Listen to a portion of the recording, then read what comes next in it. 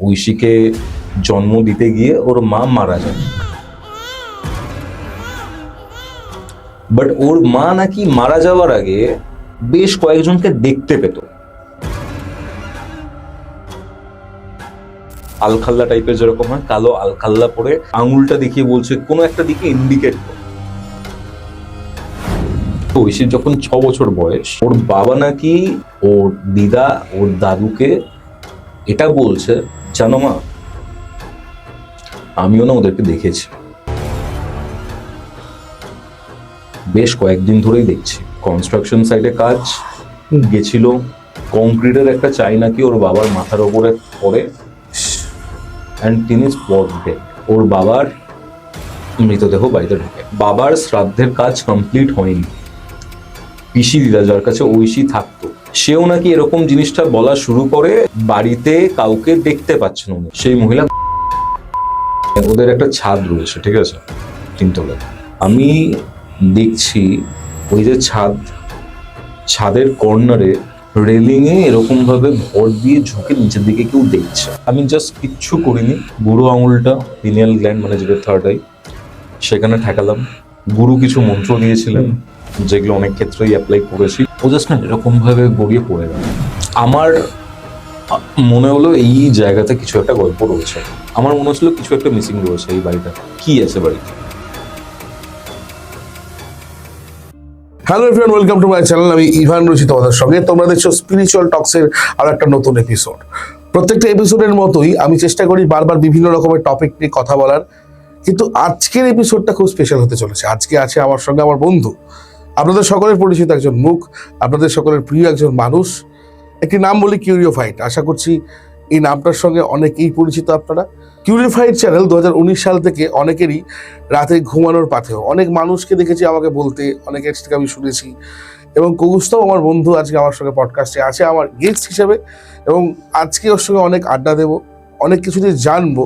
কারণ ওর প্র্যাকটিস, ওর এই জার্নি, ওর এই অকাল্ট নিয়ে থাকা বা এই যে প্যারানর্মাল অ্যাক্টিভিটিসগুলো নিয়ে চর্চা করা, সেগুলো নিয়ে অবশ্যই শুনবো একটা দারুণ জমজমাটি ঘটনা, যেটা শেষ পর্যন্ত আপনারা না শুনে থাকতেই পারবেন না।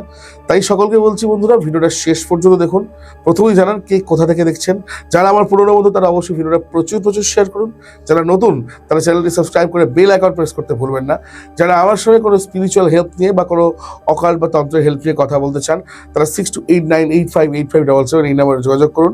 যারা আমার আজকের গেস্ট কৌস্তবের সঙ্গে কোনো স্পিরিচুয়াল হেল্প নিয়ে কথা বলতে চান বা আপনার কোনো সমস্যা নিয়ে কথা বলতে চান, তারা স্ক্রিনে দেওয়া নম্বর এবং ডিসক্রিপশনে দেওয়া নম্বরে যোগাযোগ করতে পারেন। শুরু করবো আজকের এপিসোড। আশা করবো সকলে এপিসোডটি শেষ পর্যন্ত দেখবেন এবং কমেন্টে জানাবেন আপনাদের কেমন লাগলো। শুরু করছি স্পিরিচুয়াল টক্সের নতুন একটা এপিসোড সঙ্গে কৌস্তব ভাই। Hello, welcome. ওয়েলকাম ভাই। মানে স্টুডিও ওয়েলকাম কি বলছি, তোর চ্যানেল ভাই। যে হোস্ট তো তুই আসলে সিনিয়র হোস্ট। যাই হোক না, স্টুডিও উদ্বোধনের দিনে এসেছিলিস, হ্যাঁ, আর তারপর আজকে। হ্যাঁ, আমাদের তো সবকিছু খুব তাড়াতাড়ি হয়ে যায়। ঠিক আছে, সেটাই হচ্ছে পডকাস্ট হবে করে একটা সময় হলো, প্রায় 2-3 মাস। হ্যাঁ, কিন্তু আমরা বসেছি প্রথম দিন, এটি সব থেকে বড় ইতিহাস। মানে আমরা এই কদিন খুব ভালো কাজ করছি। তোর ওখানেও এপিসোডটা শুট হলো, একদিনই শুট হলো, একদিনে। মানে এটা খুব ব্যাপার, মানে হিস্ট্রি এটা একটা। এই পডকাস্ট তো আমাদের জানেন, মানে আমার সঙ্গে কৌস্তবের পডকাস্ট, এর আগে আপনারা অনেকেই ওর চ্যানেলে দেখেছেন। আমার মোটামুটি 3টে এপিসোড বেরিয়েছে, এখনো আরো একটা এপিসোড অন দ্য ওয়ে আসছে। তো লাস্ট এপিসোডটা আমরা একদিনেই শুট করতে পেরেছি। তার আগে সপ্তাহের পর সপ্তাহ কেটে গেছে, আমরা শুট করিনি। না, আমরা গেছি শুট করবো বলে 1 সপ্তাহ বাড়িতে থেকেছি, পার্টি হয়েছি, বেড়াতে গেছি, কিন্তু শুটটা হয়। আজকেও তাই, মানে ভাবছিলাম আজ শুটটা হবে। তো ভাই ফোন করেছিলাম সকালে ফোন করে আমাকে বলছে, শোন না আজকে না যেটা ঘটনাটা বলবো সবই ঠিক আছে, বিষয়টা হচ্ছে যে আমার তো যে শুট আছে আজকে যেতে হবে। এই কি বলছিস ভাই, এরকম করিস না, আমার শিডিউল করা আছে সব কিছু। আচ্ছা ঠিক আছে, কটায় যাবো? 7টায় আয়। আমি তো জানি 7টায় আসবে না, আসবে 7টায় বলেছি, তোমার 10টায় আসবে। আর তুই তো ভাই 7টার সময় থেকে ঢুকেছিস। হ্যাঁ, আমি দাঁড়িয়ে থাকতাম এখানে। আমি তো 7টাতেই ঢুকেছি, কারণ জানি তুই 7টায় আসবি, 10টায় আসবে। এবারে আমার তো টিম যেতে অভ্যস্ত নয়, আমি মনে বলি এরা ভাবছি এটা কি করছে এতক্ষণ ধরে।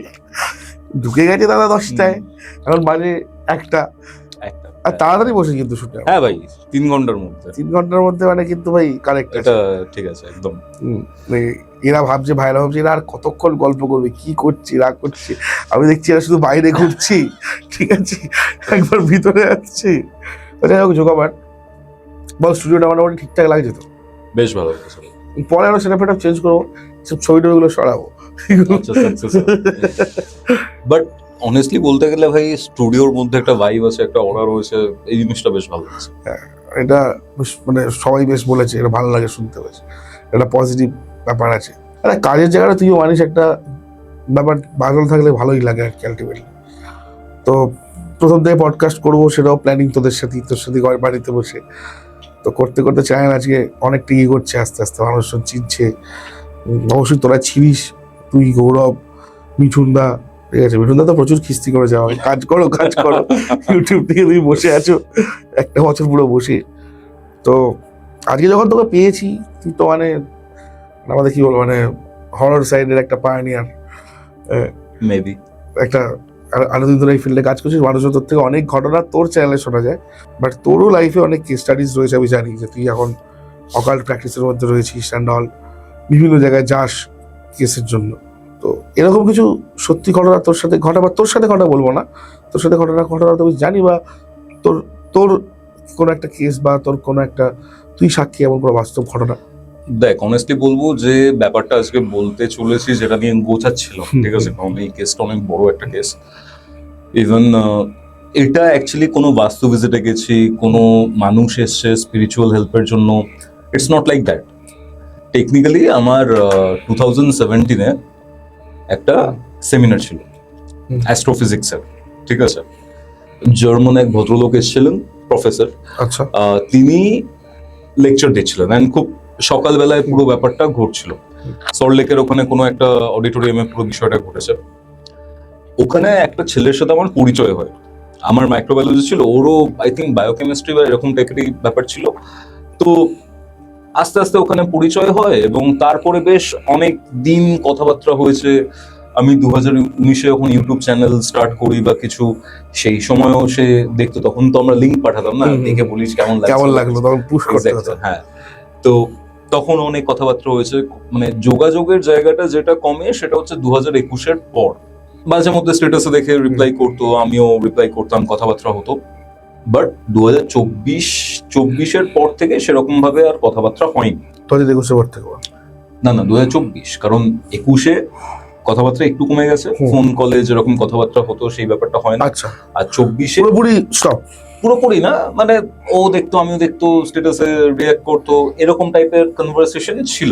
ওকে, আচ্ছা। তো রিসেন্টলি 2025-এর এই নভেম্বর মাসটা ধর, ঠিক আছে, এই সময়তে ও একদিন হঠাৎ আমাকে হোয়াটসঅ্যাপ করে যে ভাই তোকে একবার ফোন করবো। আমি বলছি হ্যাঁ ডেফিনেটলি কর, অনেকদিন কথাবার্তা হয়নি, কথাবার্তা হবে। তো ফোন করে বলছে, কথাবার্তা হলো, কেমন আছিস, কি করছিস। তারপরে বলছে যে ভাই একটা জিনিস রিকোয়েস্ট করবো। হ্যাঁ ভাই বল, ভাই এত ফর্মালিটির কি আছে। ওর যে গার্লফ্রেন্ড রয়েছে ঐশী, জানতে পারলাম, মাঝখানে দেখেও ছিলাম যে বেশ কিছু একটা মেয়ের সাথে স্ট্যাটাস দিয়েছে বা কিছু দিয়েছে, জিজ্ঞাসা করেছিলাম, বলো ভাই গার্লফ্রেন্ড রয়েছে। ঐশী আমাকে বহু বছর ধরে ফলো করে, লাইক 2020 যখন একদম ইনিশিয়াল বেসিসের ভিডিও বানাচ্ছি, তখন থেকে তো 2025, 5 বছর ধরে ইউটিউবে যা কন্টেন্ট বানাচ্ছি, কিউরিও ফাইটে, কোর্সারাটাতে সব ফলো করে। অ্যান্ড ওনাকি বিশাল ফ্যান টাইপের ব্যাপার, ঠিক আছে। বলছে ভাই একবারও তোর সাথে দেখা করতে চায়, ঠিক আছে, সামনে ওর বার্থডে আছে, ভাই আসবি প্লিজ। আমি এরকম টাইপের জিনিসপত্র হলে জেনারেলি একটু কাটিয়ে দিই, ঠিক আছে, কারণ দেখ যার বাড়িতে যাচ্ছি সে হয়তো আমাকে চেনে, তার বন্ধু বান্ধব বা পরিবার যারা রয়েছেন তারা চেনে, আমি তো তাদেরকে চিনি না, ঠিক আছে। তো একটু আনকমফোর্টেবল লাগে, বাট অনেক জোড়াজোড়ি করছিল, আমি বললাম ঠিক আছে ভাই আমি আসবো, অসুবিধা নেই। সো নভেম্বরের একটা শনিবার, রোববার দিন কিউরিও ফাইট রয়েছে,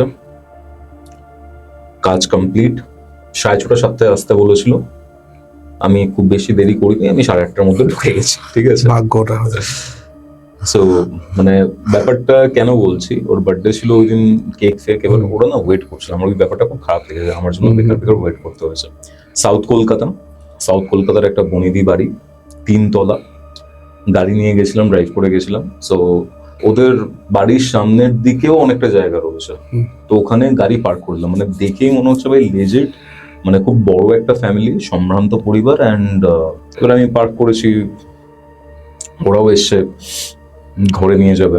ঐশী ফার্স্টে এসছে, ঠিক আছে, মানে দেখে মানে যেরকম করে অনেকে, ঠিক আছে, মানে বিশ্বাস করতে পারছে না যে এসেছে, এরকম টাইপের। আমার খুব উইয়ার্ড লাগছিল জিনিসটা। অর্ণব, ঐশী, আরো দুটো মেয়ে ছিল, একটা হচ্ছে ঈশিতা আর একটা হচ্ছে রীতাভরি। এই ঈশিতা রীতাভরি যে মেয়েটা, এটা হচ্ছে ওই ঐশীর ফ্রেন্ড হয়। আচ্ছা, কলেজে একসাথে পড়তো ওরা, মাস্টার্সও ওরা একসাথেই করেছে, আমি খুব ভালো জানি না। অ্যান্ড আর একটা যেটা ব্যাপার, সেটা হচ্ছে এই যে ঈশিতা অ্যান্ড ঐশী এরা স্কুলের ফ্রেন্ড, রীতাভরি পরে অ্যাড হয়েছে। তো ঢুকেছি, একদম একটা হয় না যে পুরো একটা বৈঠকখানার মতো একটা পরিবেশ, ঠিক আছে। ওখানে ঐশীর মা বাবা ছিল না, পরে জানতে পারি কি হয়েছে। কে কে ছিল? অর্ণব, ঐশীর দুটো বন্ধু, ঐশীর দাদু এবং দিদা, এবং ওর কাকু কাকিমা, অ্যান্ড ওর একটা ছোট ভাই রয়েছে রুদ্র। কাকু কাকিমা ইউকেতে থাকে, মানে লন্ডনে থাকে, অ্যান্ড জন্মদিনের জন্য এবং বেশ কিছু লিগাল কাজকর্ম ছিল যার জন্য ইন্ডিয়াতে এসছে। ভালো কথা, সবার সাথে পরিচয় হয়েছে। ওর মানে যে দিদা বা ঠাকুমা খুবই আন্তরিক। এটা ওর বাবার সাইডের ফ্যামিলির কথা বলছে, ঠিক আছে। ওর দিদা বলে এ করছিল, আমি তাই দিদা বলেই বলছি, আচ্ছা ঠিক আছে, থাকুক। সো দিদা খুব আন্তরিক মানুষ, ঠিক আছে। এসেছি, মিষ্টি ফিষ্টি হ্যান ত্যান, একটা কাইন্ড অফ স্পেশাল ট্রিটমেন্ট যেরকম হয় না, ঠিক আছে। এই জিনিসপত্রগুলো খুব উইয়ার্ড লাগে, কারণ আমরা এগুলো অভ্যস্ত নই টেকনিক্যালি। মানে লোকে অ্যাকচুয়ালি একটা ভুল ধারণা থাকে যে আমরা হয়তো যারা ইউটিউব করি বা ইউটিউব একটু একটু মানুষও যাদেরকে চেনে, আমরা হয়তো হেলিকপ্টারে করে ঘুরে বেড়াই। না, বেসিক্যালি এখন হয়তো মানুষের ধারণা অনেকটা বদলাচ্ছে আস্তে আস্তে, ডেফিনেটলি। বাট কিন্তু এখন অনেক জায়গায় সেই জায়গার জিনিসটা রয়ে গেছে, পাই আমি অনেক জায়গায় গিয়ে দেখেছি। ঠিক আছে, ভালো, মানুষ ভালোবাসতে ভালো। এক্স্যাক্টলি, চল শুনি। এবার এই যে জায়গাটা রয়েছে, এবার জানিস ভাই, আমি মানে কারোর বাড়িতে গেলে আমি মিষ্টি ফিষ্টি এরকম টাইপের জিনিসপত্র খাই না, অবভিয়াসলি বারণ থাকে। যখন কোনো বাস্তু ভিজিটে যাই বা কোনো তন্ত্রের কাজে যাই, জাস্ট দুটো মিনারেল ওয়াটারের বটল লাগে আমার, ঠিক আছে, আমি আর কিচ্ছু খাই না। এবার ওখানে তো সব কিছু করতে যাইনি, ঠিক আছে, দিয়েছে। এবার যতটা পেরেছি খেয়েছি, তারপরে কেক ফেক কাটা হবে, এরকম একটা ব্যাপার। ওর কাকিমা আমাকে বলছে যে মানে লন্ডনে থেকে এসেছেন, বলছে আমি কিন্তু আপনার পডকাস্ট দেখি। আমি বলছি আপনি বলছেন না, তুমি বলুন, ঠিক আছে, আমি আপনার থেকে বয়স অনেকটাই ছোট। তো এইসব হয়েছে, এইসব হওয়ার পর কেক ফেক কাটা হয়, বেশ মানে একটা মানে কি বলবো, হয় না, মানে কিছু মানুষ তুই সবে সবে চিনতে পেরেছিস, সবে সবে তাদের সাথে হ্যাং আউট করছিস, বাট খুব কাছের হয়ে যায়, এরা কাইন্ড অফ সেরকম ছিল। কেক কাটা হয়েছে, কেক ফেক খাচ্ছি, আর এত চিনি, আমি চিনি কম খাই, আমি বলি ব্ল্যাক কফি হবে, ব্ল্যাক কফিও করে দিয়েছে। ব্ল্যাক কফি খেতে খেতে কেক ফেক খাচ্ছি, এবার সবার সাথে এবার ইন্টারাকশন হচ্ছে, কথাবার্তা হচ্ছে। এবার ঐশী এসে সেলফি টেলফি তুলেছে, এই সেই করেছে, তারপরে বলছে তোমার না ভাই মানে একটা এপিসোডও আমি বাদ দিই না। অ্যান্ড আর একটা জিনিস বলবো দাদা, সেটা হচ্ছে যে তোমার চ্যানেল দেখে আমি অনেক কিছু জানতে পেরেছি, বুঝতে পেরেছি। আমি বলছি কেন? বলছে মেনলি তোমার এই যে ঘটনাগুলো, এই ঘটনাগুলো শোনা শুরু করেছি আমি আমার এই বাড়ির জন্য। বাড়ির জন্য না, তুই যে বাড়িতে গেছিস এই মুহূর্তে? আচ্ছা, আমার অড লেগেছে ব্যাপারটা। আমি বলছি বাড়ির জন্য কেন? বলতে দাঁড়াও পরে বলছি, টপিকটা তখন সরে গেছে। যেহেতু সবাই ছিল সেই সময়। নট রিয়েলি, মানে তখন আমি জানি না, তখন হয়তো রেডি ছিল না, বলতে ইতস্তত করছিল।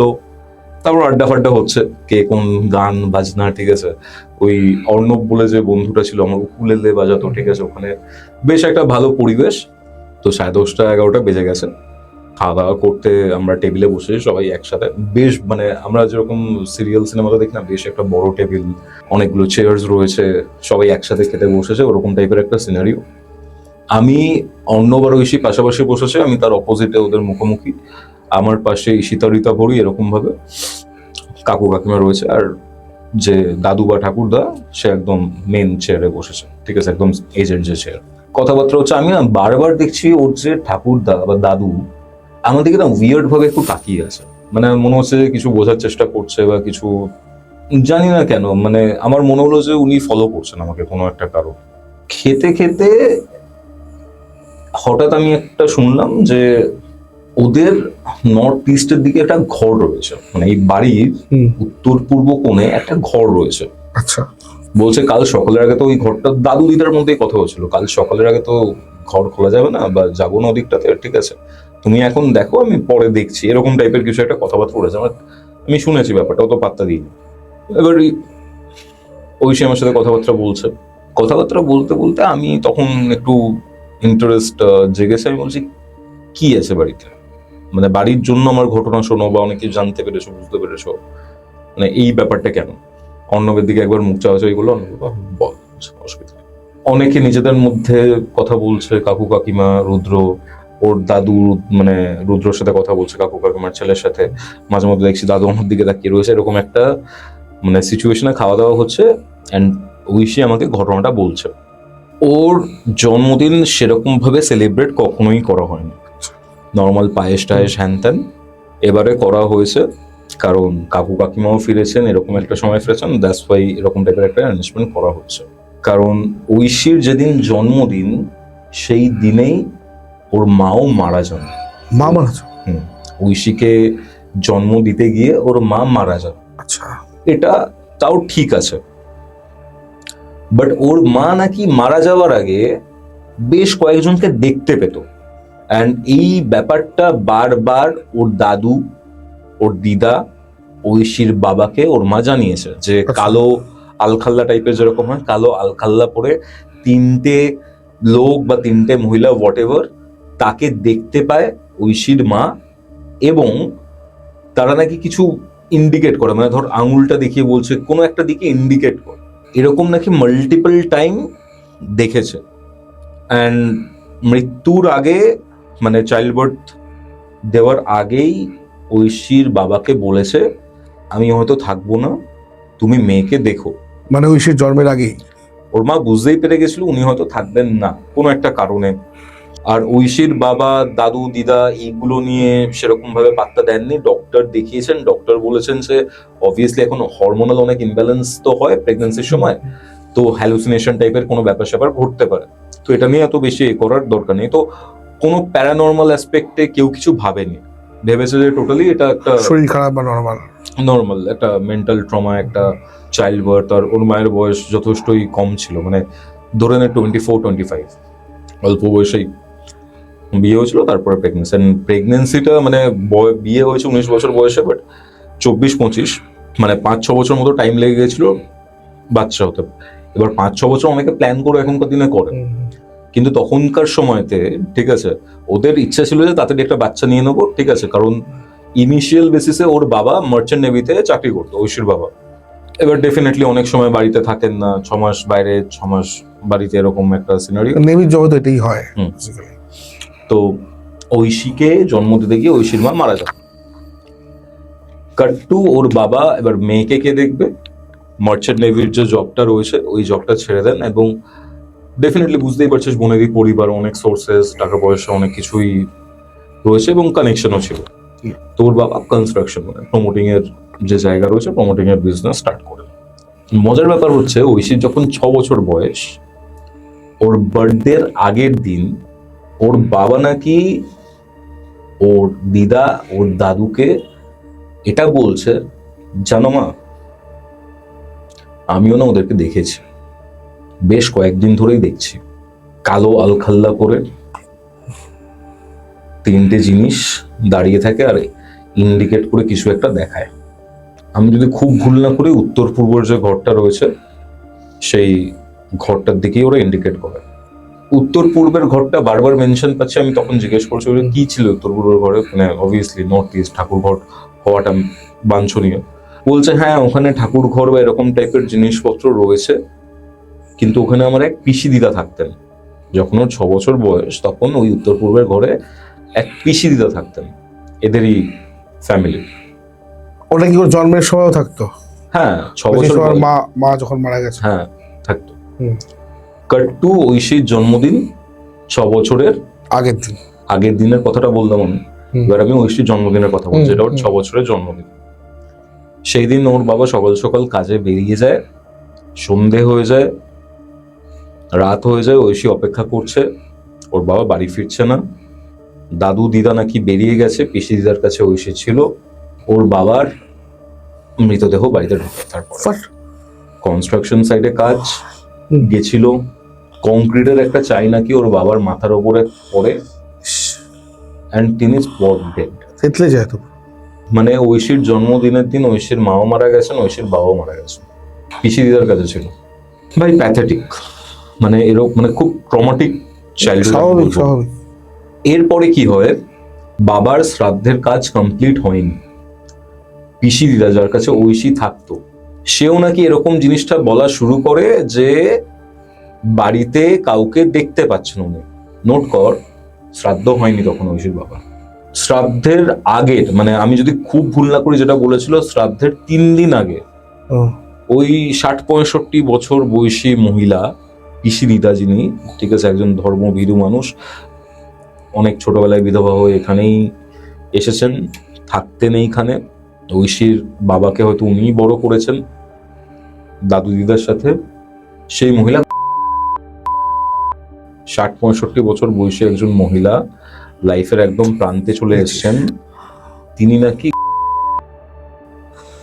আমি তোকে মোরলে সেটা বলছি, 2008-2009 এর কথা বলছি আমি। হ্যাঁ, ওর যা বয়স। হ্যাঁ, এই ব্যাপারগুলো হয়েছে। মানে টেকনিক্যালি ওই যে উত্তর পূর্বের ঘরটা রয়েছে সেখানে ওর দিদা, ঐশীর বড় হওয়া, ঐশীর বেঁচে থাকা পুরো দাদু দিদার হাত ধরে। কাকু কাকিমা আগেই বাইরে থাকতেন, কাকু বাইরে থাকতেন, সেখানে কাকিমার সাথে পরিচয় ঘটেছে, ঠিক আছে। তিনিও মানে ওর মানে কাকু সিটিজেন ছিল না, ব্রিটিশ ছিলেন না বা হননি, বাট ওর যে কাকিমা উনি ব্রিটিশ ইন্ডিয়ান, মানে ওদের বেশ কয়েকটা জেনারেশন ইংল্যান্ডে রয়েছে। সেখানে গিয়ে কাকু কর্মসূত্রে গেছিল, পরিচয় হয়, বিয়ে হয়, দেন ওখানে সেটেল। ওর কাকু এইগুলো ওভারহিয়ার করছিল যখন আমরা খাবারের টেবিলে বসে এইসব কথাবার্তা বলছি, বেশ সিরিয়াস ভাবে আমার দিকে তাকিয়ে আসে। আমি ওনাকে জিজ্ঞাসা করলাম, ওর যে যে ব্যাপারগুলো বলছে, এই যে দেখতে পাওয়া বা এই যে জিনিসপত্রগুলো হওয়া, এই দেখতে পাওয়ার ব্যাপারটা নিয়ে আপনার কি ওপিনিয়ন? কারণ ডেফিনেটলি দাদার যখন শ্রাদ্ধ হয়েছে, দাদার মুখাগ্নি হয়েছে, তখন তো ডেফিনেটলি ওই ভদ্রলোকও ছিলেন সেই সময়। বলছে হ্যাঁ, এরকম জিনিসপত্র তো ডেফিনেটলি আমিও শুনেছি। এবং ভাই মানে পিকিউলিয়ার ব্যাপার, মানে খেতে বসেছি, মানে ওই পুরো জিনিসটাই না, মানে মানে মনে হচ্ছে ভাই একজনের বাড়িতে খাচ্ছি আমি, তার বার্থডে, বাট এই দিনটাকেই কেন্দ্র করে অনেকগুলো বাজে স্মৃতি বাচ্চা বয়সেই ওর মধ্যে এনগ্রেভ ছিল। কি অস্বস্তিকর পরিবেশ ডেফিনেটলি। বাট এটাও সত্যি যে 6 বছর বয়স ছিল, অতটা হয়তো ক্লিয়ারলি মনেও ছিল না। অবভিয়াসলি একটা লোনলিনেস, একটা ব্যাপার স্যাপার থাকে। ওর দাদু দিদা ওকে অনেক মানে কাউন্সিলিংও করিয়েছেন বিভিন্ন জায়গাতে নিয়ে গিয়ে, যাতে বাবা মা দুজনেই নেই, বেড়ে ওঠার একটা বড় অপচয় ওটা। হ্যাঁ, বাট দাদু দিদা মানে খুব একটা বয়স্ক ছিলেন না ওই সময়, বড় করেছেন। এন্ড বেশিরভাগ সময়টা তাও হোস্টেলেই থাকতো, আমাদের নর্থ বেঙ্গলের কোনো একটা হোস্টেলে। আচ্ছা আচ্ছা, নাম বলছি না কারণ আমার নিজের জায়বু অ্যান্ড দিদিও সেই পার্টিকুলার গভর্নমেন্ট স্কুলে জব করে, এখন করে বর্তমানে। হ্যাঁ, পরে আমি কানেকশনটা বুঝতে পেরেছি। ওরা জব করে, ওদের সাথে কোনো কানেকশন নেই, বাট ওখানে পড়তো, সেটা আমি পরে জানতে পারি। এরকম একটা সিচুয়েশনে তুই বসে তাদের সাথে ডিনার করছিস আর এরকম টাইপের একটা ফ্যামিলির হিস্ট্রি শুনছিস, এটা প্রচন্ড প্যাথেটিক। তো এইসব নিয়ে মানে খাওয়া দাওয়াটা কমপ্লিট হয়েছে, আমরা খাওয়া দাওয়া থেকে উঠেছি, উঠে একটা জায়গাতে মাইন্ড ফ্রেশ করতে হবে, ঠিক আছে, সিগারেট খাবো। তো ঐশী দেখিয়ে দিল, আমরা মানে ওদের একটা ছাদ রয়েছে, ঠিক আছে, 3 তলা ওপরে, সেই ছাদে গেছি সিগারেট ধরাবো। আমার না একটা সময় হুট করে গায়ে কাঁটা দিয়ে উঠেছে। আমি দেখছি ওই যে ছাদের কর্নারে মানে ছাদের যে রেলিং এ এরকম ভাবে ভর দিয়ে ঝুঁকে নিচের দিকে কেউ দেখছে। ফ্ল্যাশ লাইট জ্বালিয়েছি, দেখছি ঈশিতা, দূরবন্ধু ছিল ঈশিতা রীতাভরি ঐশীর। সেই ঈশিতা ওখানে রেলিং বেয়ে কিছু একটা দেখছে, ঝুঁকে দেখছে। এই কি করছিস? ওরে আমি এখানে, নভেম্বর মাস, একটু ঠান্ডা পড়া স্টার্ট হয়েছে, তার মধ্যে দেখছি ওই মেয়েটা না হুট করে ফ্যাল ফ্যাল করে না মানে ঘুরলো নামলো আমাদের দিকে তাকিয়ে রয়েছে। আমি ভাই গেলাম ওখানে, ওর সামনে গেলাম, আই ফেল্ট উইয়ার্ড। মানে ঈশিতার সামনে কি? ঈশিতার সামনে গিয়ে যে ঝুঁকে দেখছিল, অর্ণব হাত ধরে হিড়ির করে টানতে টানতে নিচে নিয়ে যাবে, আমি বলি দাঁড় করা তো একটু। ওর না ভাইফটা ঠিক লাগছিল, ও পুরো ফ্যাল ফ্যাল করে তাকিয়েছে, মানে অবভিয়াসলি ভাই মানে পজেস যেরকম হয়, নট পজেসড বাট দেখ ভাই একটা কথা বলতে পারি, সোশিও ইকোনমিক কন্ডিশনের দিক থেকে এরা উচ্চস্তরেই বিলং করে। ঐশী বল, রীতা ভরি বল, ঈশিতা বল, সবাই ফ্রেন্ডস, স্কুল ফ্রেন্ডস, অবভিয়াসলি এরকম তো ব্যাকগ্রাউন্ড, যথেষ্ট স্মার্ট, ইন্ডিপেন্ডেন্ট। বাট ওই সময় দাঁড়িয়ে তোর সেটা মনে হবে না মেয়েটাকে দেখে। আচ্ছা, মনে হচ্ছে যে কিছু একটা বা কিছু একটার ওপর ওর ডিপেন্ডেন্সি রয়েছে, অ্যান্ড তার ইনস্ট্রাকশন ছাড়া ও কি বলবে কি করবে সেটাও জানে না। এমন সময় হাত ফাত ধরেছিল অর্ণব, ঐশী ওপরে উঠেছে, দেখেছে আমি দাঁড়িয়ে রয়েছি, ঈশিতার হাত ধরে অর্ণব দাঁড়িয়ে রয়েছে, অ্যান্ড আমি স্মোক করছিলাম। আমি জানি না, বাট ঐশী ভুল বুঝেছে কিছু, যে কেন মানে ঈশিতার হাত ধরে আছে কেন। ও দেখলো, দেখে হুট করে নিচে যাচ্ছে, অর্ণব বোঝাবার জন্য নিচে যাবে, ঐশীর পেছনে যাবে, যেই ঈশিতার হাতটা ছেড়েছে, মুখটা এরকম ছিল, ঈশিতা আমার দিকে এরকম ভাবে তাকালো জাস্ট। ভাই এতদিন ধরে এইসবের মধ্যে রয়েছে, এইসব নিয়ে কাজ করছি, হাজারটা বাস্তুতে গেছি, হাজারটা উল্টো পাল্টা জায়গা যেখানে এরকম ধরনের প্রবলেমস রয়েছে সেখানে গেছি, একটা ফিলিংস হয়, জাস্ট এরকম ফ্যাল ফ্যাল করে তাকালো। আমার মনে হলো এই জায়গাতে কিছু একটা গল্প রয়েছে, কারণ গাড়ি থেকে যখন আমি ফার্স্ট নেমেছিলাম পুরো ইয়েলো লাইটিং, ঠিক আছে, একটা ওয়ার্ম লাইটিং, একটা ওয়ার্ম টোন, ঘরের ভেতর থেকে কোলাহলের শব্দ আসছে, সবাই কথাবার্তা বলছে, এই সেই করছে, গসিপ চলছে হয়তো, ঠিক আছে, একটা প্রাণোচ্ছল পরিবেশ তোর মনে হবে, বাট অদ্ভুত একটা মানে নীরবতা ছিল ওই পুরো পরিবেশটার মধ্যে। সামথিং ইজ মিসিং, হয় না, তুই অত্যাধিক একটা নিস্তব্ধ জায়গা যেখানে ঝিঝি পোকারও ডাক নেই, তোর উইয়ার্ড লাগবে জিনিসটা। আমার মনে হচ্ছিল কিছু একটা মিসিং রয়েছে এই বাড়িটাতে, মানে স্ট্যাগনেন্ট এনার্জি যেখানে হয়ে যায় আর কি, মেবি বলতে পারিস। এবার আমাদের ব্যাপারটা কি, আমরা সবসময় এইসব নিয়ে খাটি তো।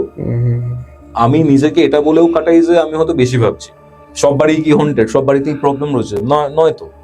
অনেক বাড়িতে এমনিতেই দরজা ফরজা খোলা হয় না বা সূর্যালোক ঢোকে না, তার জন্য স্ট্যাগনেন্ট মনে হতেই পারে। আমি ওই জন্য আমার ওই যে ফিলিংটা, যখন আমি ফার্স্ট গাড়ি থেকে আমি ওদের ঘরে ঢুকছি, তখন আমি এই ফিলিংটাকে খুব বেশি প্রায়োরিটাইজ করিনি। কাট টু ঈশিতা আমার সামনে দাঁড়িয়ে রয়েছে, আমি জাস্ট কিচ্ছু করিনি, বুড়ো আঙুলটা পিনিয়াল গ্ল্যান্ড মানে যেটা থার্ড আই সেখানে ঠেকালাম। গুরু কিছু মন্ত্র দিয়েছিলেন যেগুলো অনেক ক্ষেত্রেই অ্যাপ্লাই করেছি। ও কিন্তু কোনো রিয়াকশন নেই, কিচ্ছু করছে না। আমি যে ওর মাথায় এরকম ভাবে টাচ করছি, কোনো রিয়াকশন নেই। যে অবভিয়াসলি আমি কিছু মন্ত্রোচ্চারণ করছি, কিছু করছি, কোনো রিয়াকশন নেই। জাস্ট এরকমটা হইলো, কোনো অ্যাটাক করবে কিছু করবে কিচ্ছু ছিল না। ও জাস্ট না এরকম ভাবে গড়িয়ে পড়ে গেল, কেস করেছে। বাট একটা মেয়েকে অবভিয়াসলি আমি অর্ণবকে আমি ফোন করছি, তার মানে আমি তো ওকে ওরকম ভাবে তুলে যে নিয়ে যাবো, ব্যাপারটা তো মানে উইয়ার্ড, মানে দৃষ্টিকটুও লাগবে, ঠিক আছে। তবে একটা সেন্সলেস মেয়ে, আমি ওর সাথে একা রয়েছি, রাইট। আমি অর্ণবকে ফোন করছি, আমি পাচ্ছি না, বাট আমি ওকে ওখানে রেখেও যেতে পারবো না, কারণ আমি জানি যে আমি যদি এই মোমেন্টে ওকে ছেড়ে আমি নিচে যাই কাউকে ডাকার জন্য, ওর ক্ষতি হয়ে যেতে পারে। ফোন করছে, রিসিভ করেছে, আমি বলছি জলদি ওপরে আয়, জলদি ওপরে আয়, ঐশীকেও নিয়ে আয়। ধরলো হাত, ঐশীকে মানে যাই না সর্ট আউট হয়তো হয়ে গেছিল বা কিছু, টেনে টেনে ওপরে নিয়ে এলো, দুজনে একসাথে এলো, বলছে না আমি যাবো না। ঐশী এরকম ব্যাপার স্যাপার করছিল, এসে দেখছে যে ঈশিতা এরকম ভাবে পড়ে রয়েছে। কি হয়েছে বলছে, এখন বোঝাবার সময় নেই, তোলো, তুলে নিয়ে ঘরে চলো আগে। অবভিয়াসলি করে তোলা হয়েছে, জলের ছিটা ফোটা দেওয়া হয়েছে ঘরের মধ্যে শুয়ে, ঠিক আছে। খাওয়া দাওয়া করাই ছিল, বাট স্টিল বললাম একটু নুন চিনির জল করে আনো, প্রেশার ফেশারও ফল হতে পারে। বাট এত খাওয়া দাওয়ার পরে রিচ খাওয়া দাওয়াই হয়েছিল, প্রেশার ফল আমি জানি না কিভাবে। যেই একটু জল টল খাওয়ানো হলো গ্লাসে করে, আস্তে আস্তে উঠলো। ও ঘুম থেকে উঠে আমাকে বলছে, কি হলো তোমরা এখানে? তুমি এখানে কি করছো? আমি বলছি তুমি ছাদে কি করছিলে? ছাদে? আমি ডিনার করে উঠলাম জাস্ট, মাঝখানে কোনো মেমোরি নেই, ব্যাংক। ব্ল্যাঙ্ক, পুরো ব্ল্যাঙ্ক। আমি ঐশীকে পাশে নিয়ে গেলাম, আমি বললাম অর্ণবকে ভুল বোঝার মতো কোনো কেস নেই, ঠিক আছে? বলছে হ্যাঁ কৌস্তব, আমি বুঝতে পেরেছি ভুল হয়েছে ব্যাপারটা। এবার আমি জিজ্ঞাসা করলাম ঈশিতা তো তোমার স্কুল ফ্রেন্ড, মানে ওর কিরকম ফিট হওয়া বা অজ্ঞান হয়ে যাওয়া এরকম কোনো টেন্ডেন্সি ছিল কখনো? বলছে না, কখনো না। হ্যাঁ, বাট এটা বলতে পারি ছোটবেলায় বেশ কয়েকবার তো আমার বাড়িতে আসতো, ঠিক আছে, ভ্যাকেশনে বা কিছু। নর্থ বেঙ্গলে যেহেতু সেম কনভেন্টে পড়তো, দুজনেরই কলকাতার, এবার অবভিয়াসলি যখন এসছে তখন একবার দুবার বাড়িতে এসছে। ঈশিতা যখনই এদের বাড়িতে আসছো কিছু না কিছু উইয়ার্ড হতো, কিছু না কিছু উইয়ার্ড ফিল করাতো ঐশীকে। আমি বলি ঠিক আছে, সেগুলো নিয়ে এ যাবে, শোনা যাবে পরে। সব থেকে পিকিউলিয়ার অ্যান্ড সব থেকে প্যাথেটিক যে ব্যাপারটা হয়েছে, যখন এইসব সিনারিও হচ্ছে, ওদের যে উত্তর পূর্ব ঘরটা, ঠিক আছে, আমরা মানে ছাদের পরের ফ্লোর যেটা, সেখানে নামিয়েছি। নিচের উত্তর পূর্ব ঘরের কথা বলা হচ্ছে এখানে, মানে ধরে নে আমি একতলার কথা বলছি, একতলা না, দোতলার কথা বলছি, মানে ফার্স্ট ফ্লোরের কথা বলছি। সেই ফার্স্ট ফ্লোরে উত্তর পূর্ব ঘরটা রয়েছে। সেখান থেকে না ভাই হুট করে একটা মানে ওই দিকটা থেকে একটা চিৎকারের শব্দ পাওয়া গেল। আমরা ভাবছি কি হলো ভাই, আর আমার তখন মনে মনে হচ্ছে এরকম টাইপের ব্যাপার, আমি এলাম বলে কি এরকম টাইপের ব্যাপার আমার ঘটছে এদের সাথে। মানে এই চিৎকারটা শোনার পর অনেস্টলি বলছি ভাই, ওই সময় ওই রাতে যেখানে ঈশিতার সাথে এরকম কোনো ব্যাপার ঘটেছে, ছোটবেলাতেও ঘটেছে, আমরা সবাই রয়েছি, পুরোপুরি ভেতরটা কেঁপে গেছে। তুই যতই যাই কর, ঠিক আছে, এরকম সিচুয়েশনে ভয়ের যে জায়গাটা, ভয় মানে তুই মারা যাবি, তোর প্রবলেম হবে, ভূত দেখে নিবি, নট লাইক দ্যাট, কারোর ক্ষতি হয়ে গেল, সেই যে জায়গাটার ভয়, যত বড়ই সাধক হোক না কেন, হয়তো কয়েকজন নয়, বাট স্টিল, মানে কয়েকজন নয় মানে কয়েকজন হয়তো সেই ভয়ের জায়গাটা পান না, বাট ডেফিনেটলি ভাই আমি অত বড় সাধক হতে পারিনি, ঠিক আছে, বা সাধকও নই আমি। ব্যাটা নিচে যাওয়া হলো, ওর কাকিমা ঘুমাচ্ছে, ঠিক আছে, চিৎকারটা কাকিমা করেছিল, জল টল দিয়ে শান্ত করা হয়েছে। শি টোল্ড আস উনি ওখানে কাউকে একটা দেখেছেন, সাদা শাড়ি লাল পাড়, সাদা শাড়ি লাল পাড় সধবা মহিলারা পরেন বেশিরভাগ ক্ষেত্রেই, কিন্তু উনি যাকে দেখেছেন তার সিঁদুরটা মানে ঘেঁচে দেওয়া, মানে কপালে ল্যাপা টাইপের। এবং সব থেকে পিকিউলিয়ার ব্যাপার, ওনার যে চোখটা পুরোটা নাকি কালো কালো, হ্যাঁ, আর ওনার ফেস নাকি প্রপারলি বুঝতে পারেননি, এরকম টাইপের সিনারিও হয়েছে। এবার ওনাকেও নিয়ে গিয়ে বসানো হয়েছে, জল টল খাওয়ানো হয়েছে। আমি বুঝতে পারছি না এসে ভুল করলাম, আমার জন্য হচ্ছে, এবার দেখ অবভিয়াসলি আমার জন্য হচ্ছে না, পাস্ট আছে এদের, ঠিক আছে, বাট আমার মনে হচ্ছে আমি এলাম বলে কি জিনিসপত্রগুলো অ্যাক্টিভেটেড হয়ে গেল কোনো কারণে, কারণ তুই জানিস যে কিরকম প্র্যাকটিসের মধ্যে আমি রয়েছি, ঠিক আছে। কারণ যখনই এরকম টাইপের কোনো এন্টিটি আমাদের মতো লোকজনের কাছাকাছি চলে আসে বা আমরা তাদের কাছাকাছি চলে যাই, বিভিন্ন ধরনের অ্যাক্টিভিটি স্টার্ট হয়ে যায়। আফটার দ্যাট এরকম টাইপের ব্যাপার স্যাপার ঘটছে। রাত প্রায় 2-2:30 বেজে গেছে। আমি ভেবেছিলাম যে শনিবার দিন রাতের দিকটাতে যাচ্ছি, খাওয়া দাওয়া হবে, আড্ডা ফাড্ডা হবে, রাতে দুপুর বেরিয়ে যাব, বাড়ি ফিরে লাঞ্চ করবো। ওর দাদুর সাথে এইসব নিয়ে কথা বলছিলাম, আমরা সবাই বসে আছি, কাকিমা ঘরের মধ্যে, কাকিমার জ্বর চলে এসছে, ঈশিতাও শুয়েছিল, ঈশিতার কাছে ওর ঠাকুরমা বা দিদা গিয়েছিল, ওকে, কাকু অ্যান্ড রুদ্র ওর কাকিমার কাছে রয়েছে, আমি অর্ণব, ঐশী আর রীতাভরি বসে আছি, দাদু বসে আছে। বয়স হয়েছে, বাট হয় না, মানে একদম, মানে কি বলবো, সিগার খাওয়া টাইপের একটা লোক, যেরকম লোক ছিল বলে, হ্যাঁ, মানে তুই বুঝতে পারবি, মানে এদের অনেক হিস্ট্রি রয়েছে, অনেক কিছু গল্প এদের মধ্যে রয়েছে। কথাবার্তা হচ্ছে, আমি তখন মাঝখানে কথাবার্তা, মানে এইসব নিয়ে কথাবার্তা হয়েছে, কি হয়েছে ঐশী বলছে, হ্যান ত্যান, দাদু সব চুপচাপ শুনছে। অ্যান্ড একটা সিগারেট খাচ্ছিলেন, বিদেশি, ইম্পোর্টেড, ইউকে থেকে নিয়ে আসে ব্যাপারটা, সিগারেটটা 2100 টাকা দাম, ঠিক আছে, ওদের ওখানে ট্যাক্স অনেক বেশি, ভেপ করে বেশিরভাগ। আমার একজন লন্ডনের ক্লায়েন্ট এটা আমাকে বলেছিল, ঠিক আছে। এবার সিগারেট খাচ্ছে, গন্ধটা অনেকটা চারমিনারের মতো, খাচ্ছে, ধোঁয়া ছাড়ছে, আর আমার দিকে আর চোখে দেখছে। আমার প্রচন্ড আনকমফোর্টেবল লাগছে ব্যাপারটা। আমি ডাইরেক্ট ওনাকে বললাম, আপনি কি কিছু বলবেন? বলছে না না না বাবা, কিছু বলার জন্য। আমি বলছি আপনি চাইলে বলতে পারেন, কোনো অসুবিধা নেই। এবার ঐশীও বলছে, হ্যাঁ দাদু তুমি বলো, কৌস্তব এইসবের মধ্যে রয়েছে, যদি কিছু পসিবল হয় তাহলে ও আমাদের হয়তো হেল্প করতে পারে। আমি ওনাকে জিজ্ঞাসা করলাম, এই যে নর্থ ইস্টের ঘরটা রয়েছে, কি আছে ওখানে? বারবার এই জায়গাটার উল্লেখ পাচ্ছি। আপনার যে বোন ওখানে গিয়ে গলায় দড়ি দিয়েছেন, আত্মহত্যা করেছেন, ওর মা বাবা মারা গেল ঐশীর সেম ডেতে, আজকের দিনই হয়তো। কি আছে একটু খুলে বলুন তো, গল্পটা কি? বলছে ওই উত্তর পূর্বের ঘরটা কখনো খোলাই উচিত হয়নি আমাদের, যেমন বন্ধ ছিল তেমনই বন্ধ থাকলে ভালো হতো। ওর যে পিসি দিদা ছিল, ও আগে ওই জায়গাটায় থাকতো না, অন্য একটা রুমে থাকতো। সেই রুমে কিছু না কিছু প্রবলেম হচ্ছিল ওনার, সেই কারণে উত্তর পূর্বের যে ঘরটা রয়েছে ওই ঘরটা খুলে দেওয়া হয়। বেশ অনেকদিন বন্ধ ছিল, বাট ভালো কন্ডিশন। ঝেড়ে ঝুড়ে ঐশীর জন্মের 1-1.5 বছর আগেই উনি ওই রুমটাতে যান। 2001 ফ্যাকের দিকে হবে হয়তো, যদি খুব ভুল না করি। ওখানে গেছেন, ওখানে যাওয়ার পর ওনার মধ্যে 6-7 মাস পর থেকে বেশ কিছু চেঞ্জেস আসে পিসি দিদার মধ্যে। পিসি দিদার মধ্যে।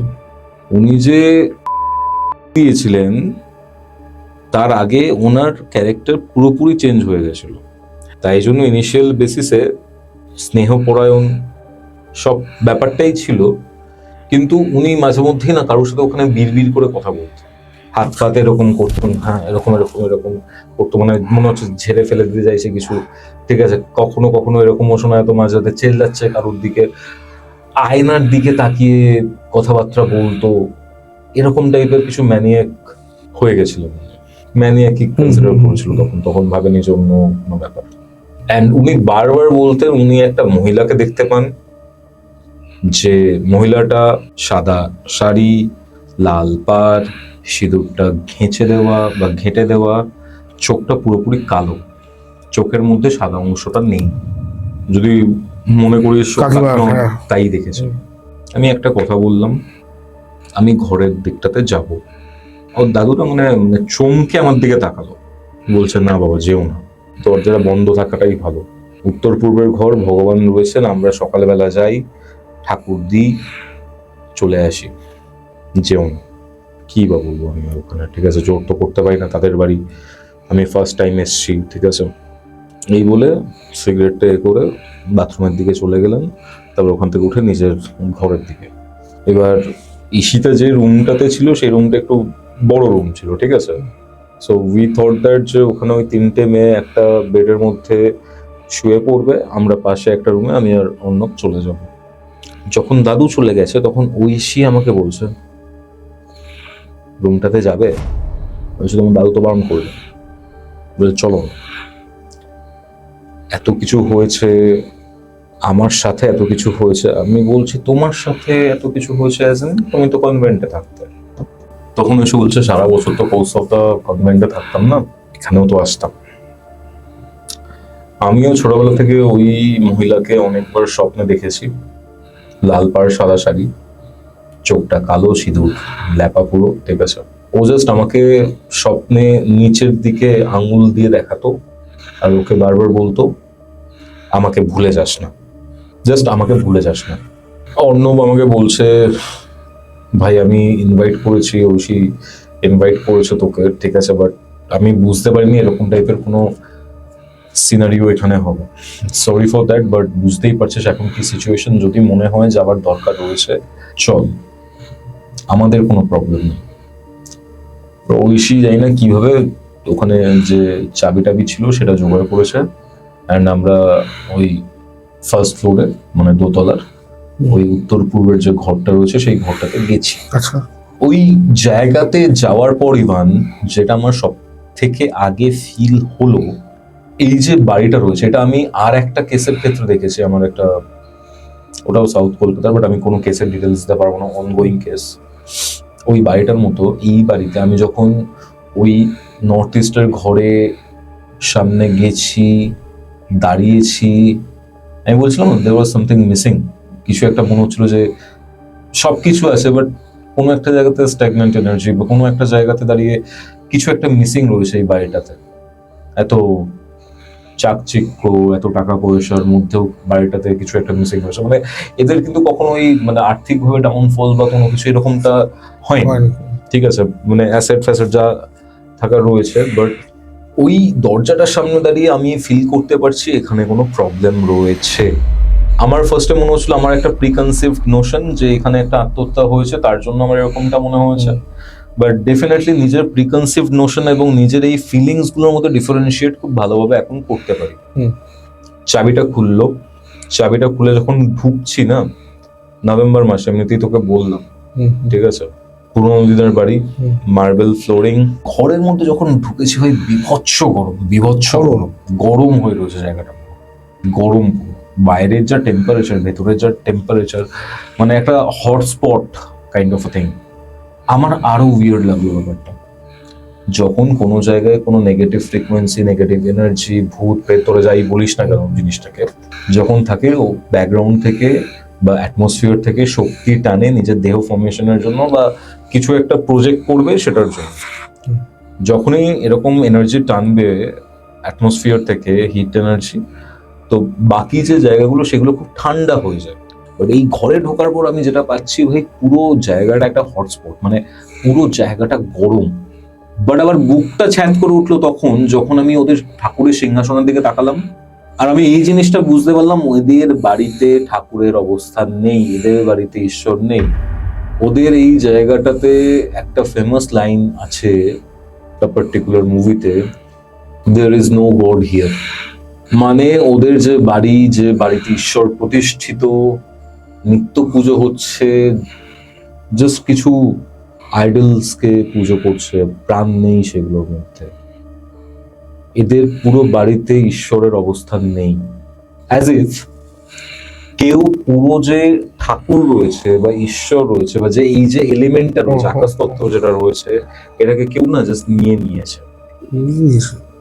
নেই মানে এনার্জিটা, এখানে কোনো ঈশ্বরের যে পজিটিভ এনার্জি, পজিটিভ ফ্রিকোয়েন্সি, কোনো কিছু নেই। এবার এটাও সত্য কথা যে আমরা যেহেতু সবসময় চ্যান্টিং, কভাচ এইসব পড়ে থাকি বা অনেক কিছুই ধারণ করে রাখি, আমাদের ভাইব্রেশন বা আমাদের পজিটিভিটি এতটাই হাই থাকে, কোনো জায়গাতে যদি ধর নেই সেই জিনিসটা, এই জিনিসটা বুঝতে একটু টাইম লেগে যায়।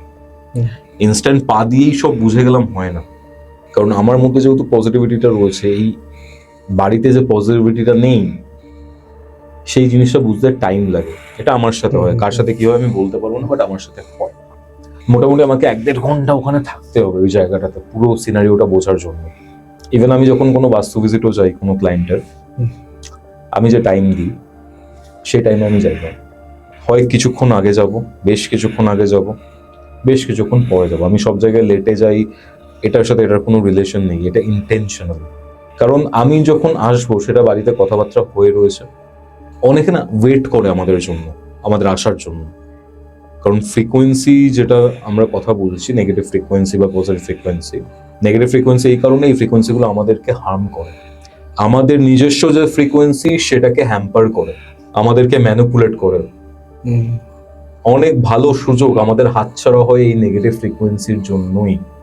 যাই জন্য অনেক সময় বলে এরকম টাইপের ফ্রিকোয়েন্সি যদি থাকে, তোমার আশেপাশে নুন জল দিয়ে স্নান করো, সব এনার্জিটাকে ক্লেন্স আউট করো। যদি আমি যাচ্ছি সেই ব্যাপারটা আগে থেকে কেউ জেনে যায়, সে রেডি হয়ে থাকবে, সে আমার সামনে আসতে চাইবে, তাই জন্য অ্যাকিউরেট টাইমে আমরা যাই না। আর আমি যখন ওই রুমটাতে দাঁড়িয়ে আছি, গরম লাগছে, বললামই তোকে কোনো এখানে পজিটিভ ফ্রিকোয়েন্সি নেই, কোনো ঈশ্বরের অবস্থান নেই, যেন কেউ চুরি করে নিয়েছে।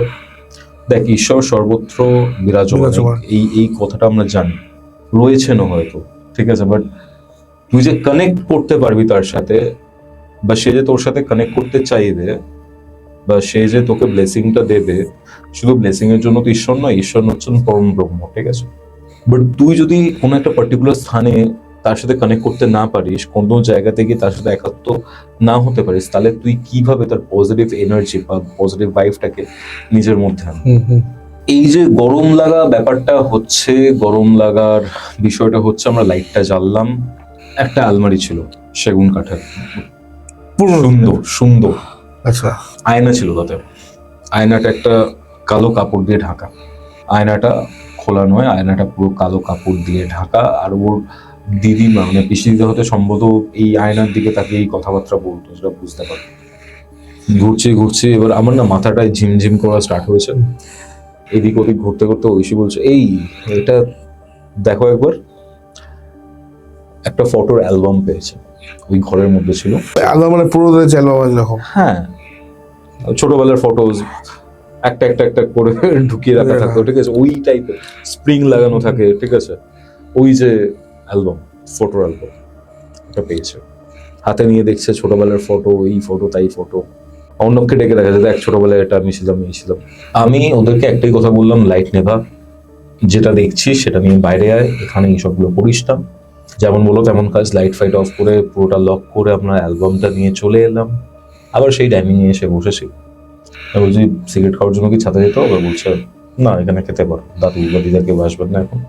যাবার পথে কাকিমাকেও দেখে এলাম যে ঠিক আছেন কিনা, উনি ঘুমোচ্ছিলেন, জ্বর ছিল তাও। আমরা যখন অ্যালবামটা নিয়ে বসেছি, ও দেখাচ্ছে, আমিও দেখছি যে অবভিয়াসলি পুরোনোদের ফটোগ্রাফস দেখতে ভালোই লাগে। বাট ইভান ফটোগুলোর মধ্যে না একটা বৈশিষ্ট্য রয়েছে, বেশ কিছু ফটো রয়েছে, সেই ফটোতে যারা যারা রয়েছেন সামওয়াট তাদের যে ফেসগুলো রয়েছে না, সেগুলো মানে মানে লেটস সে তুই মানে ধর জল রং করেছিস, রংটা কাঁচা রয়েছে, তুই আঙুল দিয়ে ঘেঁটে দিলি, যেরকম একটা ব্লার হয়ে যাবে। কয়েকটা ফটো আমি লক্ষ্য করলাম সেরকম টাইপের ব্লার হয়ে রয়েছে।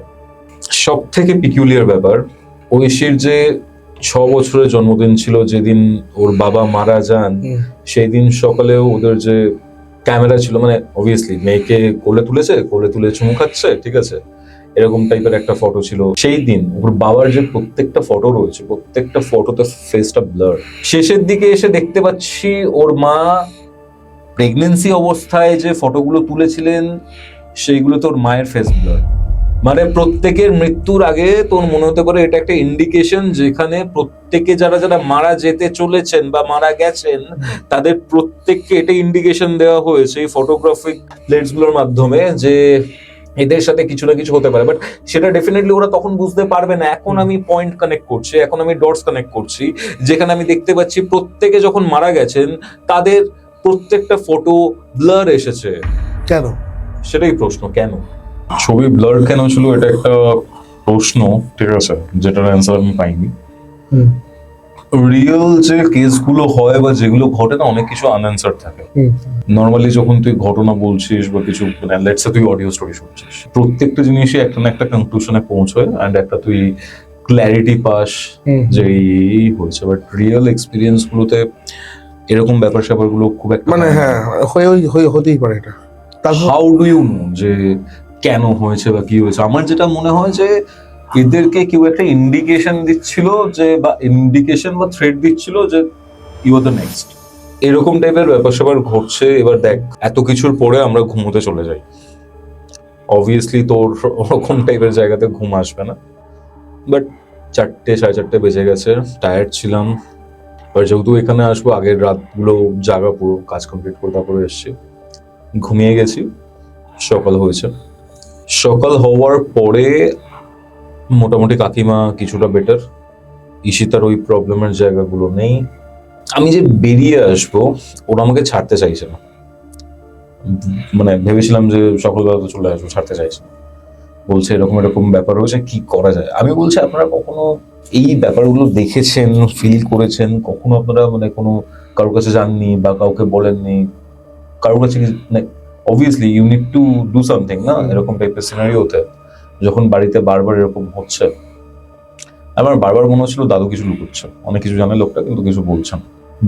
মানে আমি যখন এই কোশ্চেনটা করছি কারোর কাছে জাননি বা কিছু, বলছে হ্যাঁ অনেক জায়গায় গেছি কিন্তু কিচ্ছু হয়নি, ওই টাকা খরচ হয়েছে বাট কিচ্ছু হয়নি।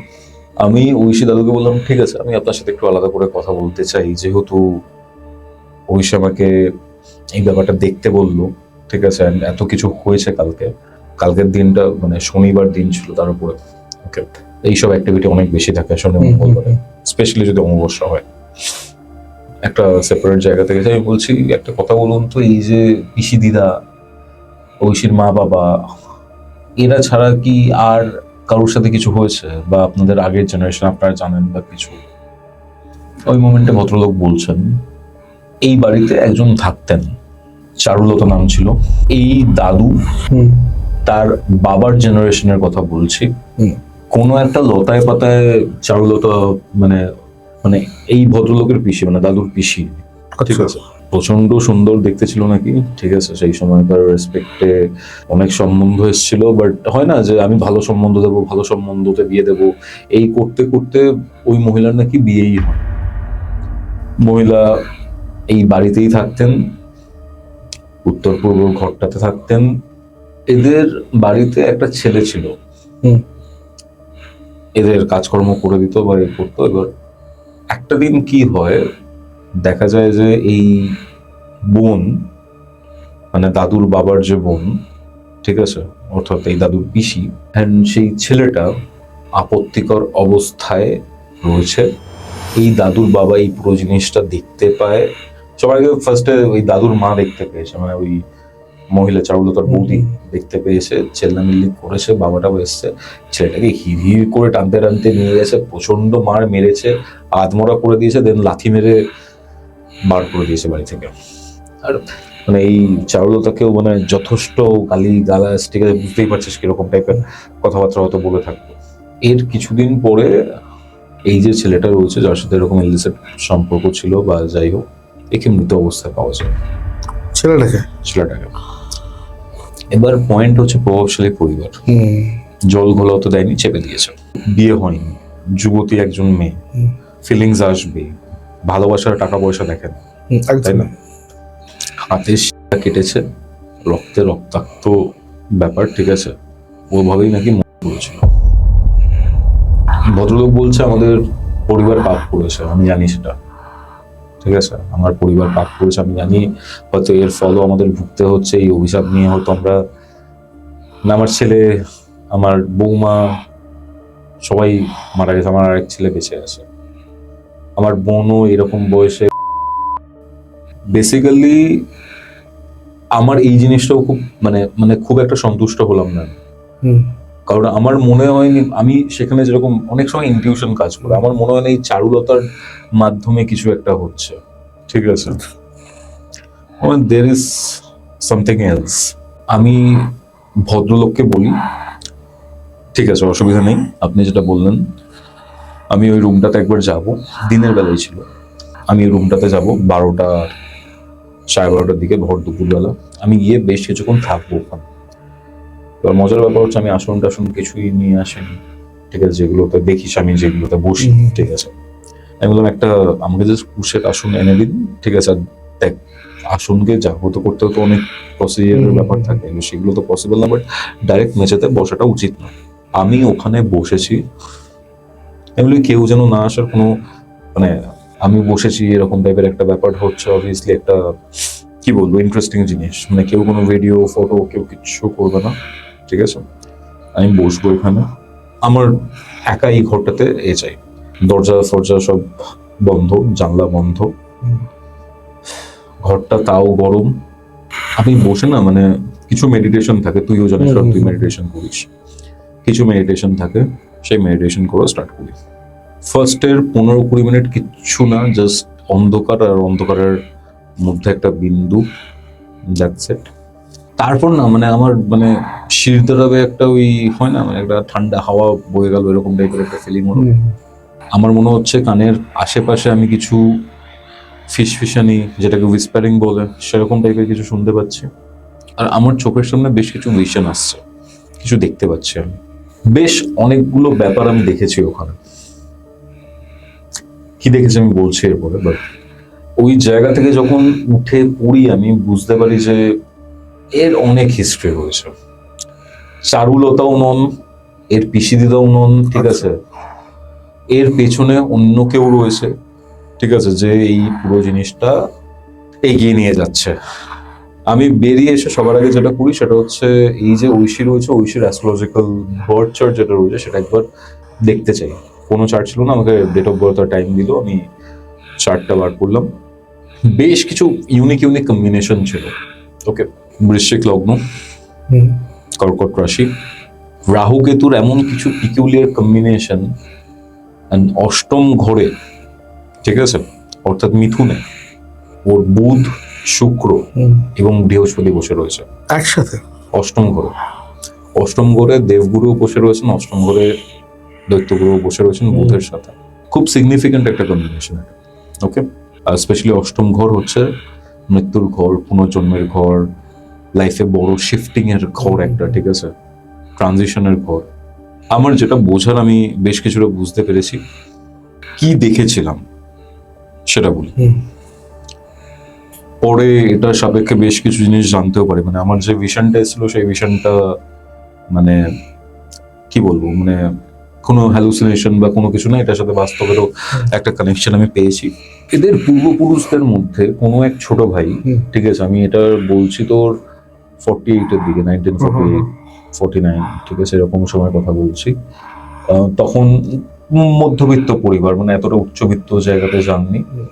কোনো এক ভাই তন্ত্র চর্চা করতো, মানে তন্ত্র চর্চা বাড়ির মধ্যেই করছে, শিখছে, যেরকম হয়তো আমরাও করি।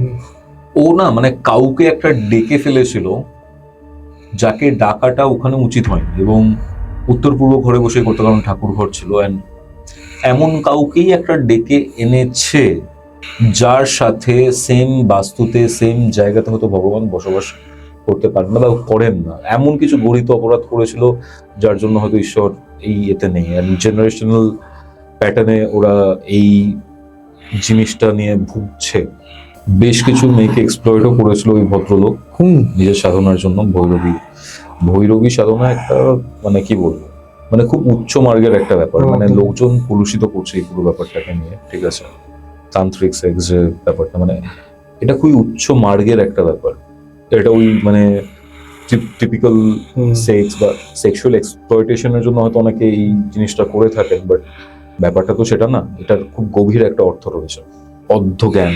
এই যে অর্ধ জ্ঞানের বসে উনি যা যা করেছেন ওখানে, আমি খুব ব্লারি জিনিসপত্রগুলো দেখেছিলাম, তো আমি এক্স্যাক্টলি বলতে পারছি না, বাট আমি দেখেছিলাম এরকম টাইপের কিছু একটা। এবং এমন কাউকে ডেকে ফেলেছিলেন উনি, ঠিক আছে, যে এখানেই অবস্থিত এবং এখানেই অবস্থান করে থাকবে। এরা যদি এই বাড়িটা না ছাড়ে তাহলে এদের কোনো মুক্তি নেই। এই ব্যাপারটা নিয়ে আমি ওদের দাদুর সাথেও কথাবার্তা বলি, দিদিমার সাথেও কথাবার্তা হয়। জেনারেলি সাধনাটা করতে শেষলে এই কারণে যাতে অর্থ সম্পদ এইসবের কখনো কমতি না হয়, অ্যাবান্ডেন্স যেন সবসময় থাকে বাড়িতে, সেটা রয়েছে। কিন্তু কাছের মানুষগুলো একে একে একে প্রত্যেক জেনারেশনে কেউ না কেউ শেষ হয়ে যাচ্ছে। আমি যখন সন্ধেবেলা বেরিয়ে যাচ্ছি, ঠিক আছে, এইসব হয়ে যাওয়ার পর ঐশী আমাকে জিজ্ঞেস করে, কৌস্তটা কি করবো? আমি বলছি, এখন তুমি সারা জীবন ধরে এটার মধ্যেই ছিল, এখানেই হয়তো থাকবে, বা বিয়ের পরে তুমি হয়তো অন্য কোথাও শিফট হয়ে যাবে। দাদু দিদা রয়েছেন এবং তোমার কাকু কাকিমা রুদ্র বাইরে থাকেন। তো জেনারেলি দাদু দিদার পর এই বাড়িটা ফাঁকাই পড়ে থাকবে। তুমি এবং তোমার ভাই হয়তো প্রপার্টিটা পাবে, বাট তুমি একটা জিনিস ভেবে দেখো, তুমি কিন্তু টেকনিক্যালি জেনারেশনের পর জেনারেশন জন্য থাকার জন্য তো বাড়িটা বানানো হয়েছিল, এত বিশাল বাড়ি কেন? বাট তোমরা কিন্তু প্রপারলি ভোগ করতেও পারলে না। তোমার বাবাও মার্চেন্ট নেভিতে ছিল, কখনো কখনো ভেতরে, বাড়ির ভেতরে, কখনো কখনো বাইরে। আশা করবো একটাই জিনিস, তোমার দাদু এবং তোমার দিদিমা যাতে এখানে সেফ অ্যান্ড সাউন্ড ভাবে থাকে, তার জন্য বেশ কিছু জিনিস আমি করে দেবো তোমাকে। সেগুলো নিয়ে যেটুকু বয়স আছে সেটুকু বয়স ভালোভাবে কাটিয়ে দিতে পারবেন। তোমাকে এবং নিশিতাকে আমি কিছু জিনিসপত্র করছি। ঈশিতাকে কখনো এই বাড়িতে এনো না। বাট একটাই কথা, আমাকে যখন জিজ্ঞাসা করছে বাড়িটা কিছু করা যাবে না দাদা, বাড়িটা কিছু করার নেই ভাই। বাড়িটা কখনো ঠিক হবে না। বাড়িটা ঠিক হওয়া মানে ভেঙে রিনোভেট করে একদম গ্রাউন্ড জিরো থেকে আবার জিনিসটা তৈরি করতে হবে। অনেক রিচুয়ালস রয়েছে, অনেক ব্যাপার রয়েছে যেটা প্র্যাকটিক্যাল নয়। জাস্ট একটাই জিনিস, বাড়িটা ছেড়ে দিতে হবে এবং অন্য কোথাও আরো প্রসপার তোমরা করতে পারো। বাট এই বাড়িতে একটা স্লো পয়জনের মতো ব্যাপার হচ্ছে, স্লো ক্যান্সার টাইপের হয়ে গেছে, ছড়িয়ে গেছে ক্যান্সার টাইপের এমন বিষক্রিয়া যেটা বেশ অনেক দিন ধরে হচ্ছে, জেনারেশনের পর জেনারেশন ধরে হচ্ছে। মেয়েগুলোকেও বাঁচলো না, কিন্তু পিসিদিদারে বাঁচলো না। ঐশী ছিল শুধু, ঐশীও বাইরে বাইরে থেকেছে। ঐশীর বয়সও এখন 22-23, আগের বছরের রেসপেক্টে বাইরে হয়তো চলে যাবে, বিবাহ হয়। বাট প্রবলেম হচ্ছে, তুই দেখ, ফার্স্টের একজনের বিয়ে হলো না, পরের একজন বাল্য বিবাহ মানে বাল বিধবা হয়ে এখানেই চলে এলেন, এখানেই সারা জীবন কাটালেন। যে সময়টা সারা জীবনটা কাটিয়ে ফেলার পরে তিনি এখানে আত্মহত্যা করলেন। মানে এখানে না 2+2=4 এই জিনিসটা খুব প্রপারলি হয়তো হয় না, মানে রিয়েল কেসের ক্ষেত্রে এরকমটা হয় না। 2004 বেজে না। অনেক কিছু আনআনসার থাকে। এই যে ফটোগুলো ব্লার হয়ে গেল কেন সেটা আমি জানি না, আমার একটা থিওরি রয়েছে, বাট এক্স্যাক্টলি কেন হয়েছে মানে এই সংযোগগুলো না ভাই, মানে তুই বিশ্বাস করতে পারবি না। বাট লাস্টে আমি যখন গাড়ি নিয়ে ওদের ওখান থেকে বেরিয়ে আসছি, আমার একটা জিনিস দেখে বুকটা ছ্যাঁত করে উঠেছিল। কি জিনিস? বেরোচ্ছি, বাইফাই বলছি, ওরাও বেরিয়ে যাবে আস্তে আস্তে। আমার না মনে হলো বা আমি দেখলামও, ঠিক আছে, ওদের উপরে মানে যেখান থেকে দেখা যায় গাড়ি ফাড়ি গুলো বারান্দাতে কেউ একজন দাঁড়িয়ে রয়েছে। জাস্ট আমার মনে হলো যে চোখটা তার খুব কালো, দেখলি? ফেসটা দেখতে পেয়েছি আচ্ছা, মানে আমার মনে হচ্ছিল যে সে আমার দিকে তাকিয়ে আছে। হ্যাঁ, আর আমি যখন বেরিয়ে গেলাম বাড়ি ফেরা অবধি একটা আনকমফোর্টেবল ব্যাপার স্যাপার আমার মধ্যে চলছিল। আমি টু বি অনেস্ট 2019-এর পর 2025-এ এসে এবং বেশ কিছু কেসের ক্ষেত্রেও আমার মনে হলো ফার্স্ট টাইম আমি মানে একদম চোখের সামনে কিছু একটা দেখলাম।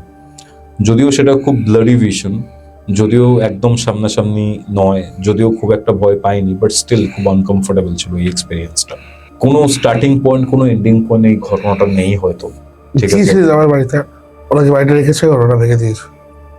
আচ্ছা, এখন আর ঐশী বিয়ে আছে ডিসেম্বরের 13 তারিখে 2026-এ। অনবের সঙ্গে।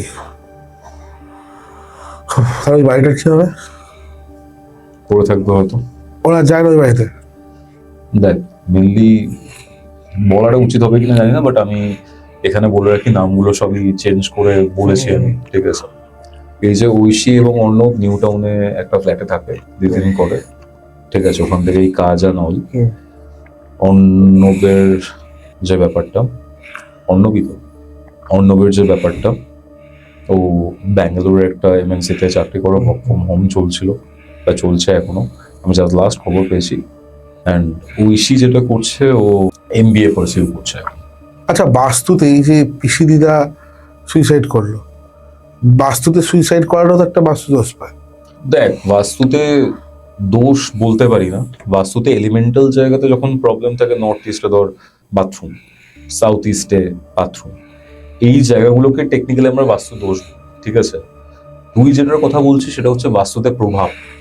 যখন কেউ বাস্তুতে মারা যাচ্ছেন, আত্মহত্যা করছেন, মারা তো অনেকেই জানে, মানে এমন কোনো বাড়ি নেই যেখানে কেউ মারা যায়, বাট যখন আত্মহত্যা করছে ওটার যে নেগেটিভিটি, ওটার যে নেগেটিভ ফ্রিকোয়েন্সি, সেটাই বাড়িতে থাকে। আর বাড়িতে তাদেরই হয়তো ছবিগুলোকে টাঙিয়ে রাখা হয়, যেটা আমি একদমই সাপোর্ট করি না। ওকে, কেন বাড়িতে মৃত ব্যক্তির ছবি টাঙানো হয়, মানে বারণ করা হয় কেন? তুই মায়া জড়াচ্ছিস তাকে, তুই বারবার তাকে দেখছিস, তোর মনে যে কোনো টাইপের ফিলিং হতে পারে, কষ্ট হতে পারে, দুঃখ হতে পারে। এবার এই যে সেন্সেশনগুলো, এই যে মনের ভাবনাগুলো কোথাও না কোথাও তো একটা ম্যানিফেস্ট করি যে এই মানুষটা এখন থাকলে ভালো লাগতো, বা এই মানুষটা চলে গেল, এই মানুষটা নেই বলে আমার কষ্ট হচ্ছে, এরকম টাইপের থিঙ্কিং বা ম্যানিফেস্টেশন থাকে। এই থিঙ্কিং, এই যে ম্যানিফেস্টেশন, এই যে ফ্রিকোয়েন্সি, সেটাও ইউনিভার্সের কাছে যায়। অ্যান্ড এই সকল এন্টিটি যারা মুক্তি পায়নি তাদের কাছেও যায়। আর তাদের মুক্তির যে পথটা, সেই মুক্তির পথটা প্রশস্ত হয় না, তারা এই ডাইমেনশনেই থেকে যায় এবং এই ডাইমেনশনে থেকে গিয়ে বারবার তোকে এটা বোঝাতে চায় যে তিনি রয়েছেন। বাট একজন জীবিত মানুষের কাছে এটা তো খুব একটা কাম্য নয়। তোর মনে হয় কি যে ওইখানে ভগবান তো ছিলই না, মানে ওই তাদের কোটা থেকে ডেভিলসের জায়গা হয়ে গিয়েছিল? Not necessary. দেখ, মানে ডেভিল কনসেপ্টটাও আমরা যেরকম ভাবে শয়তান বা ডেভিলের যে কনসেপ্টটা ভাবি সেরকমটা নয়, ঠিক আছে। আমি যতটা পড়াশোনা করেছি, যতগুলো জার্নাল পড়েছি, এই যে আমাদের দৈত্যগুরু শুক্রাচার্য যিনি রয়েছেন, তা মানে তিনি হচ্ছেন লুসিফার, তাকেই ডেভিল বলা হয়। ফলেন এঞ্জেল, নলেজের জন্য গড জান্নাত থেকে বা হেভেন থেকে তাকে বিতাড়িত করে। দৈত্যগুরুকে যদি শয়তান বলা হয় তাহলে তুই বলতে পারিস যে হ্যাঁ, ডেভিলস প্লেস। দৈত্যগুরু তো অসুরদের গুরু ছিলেন আলটিমেটলি, ওকে। বাট শয়তানের প্লেস হয়ে গেছে এক্স্যাক্টলি, আমি সেটা বলবো।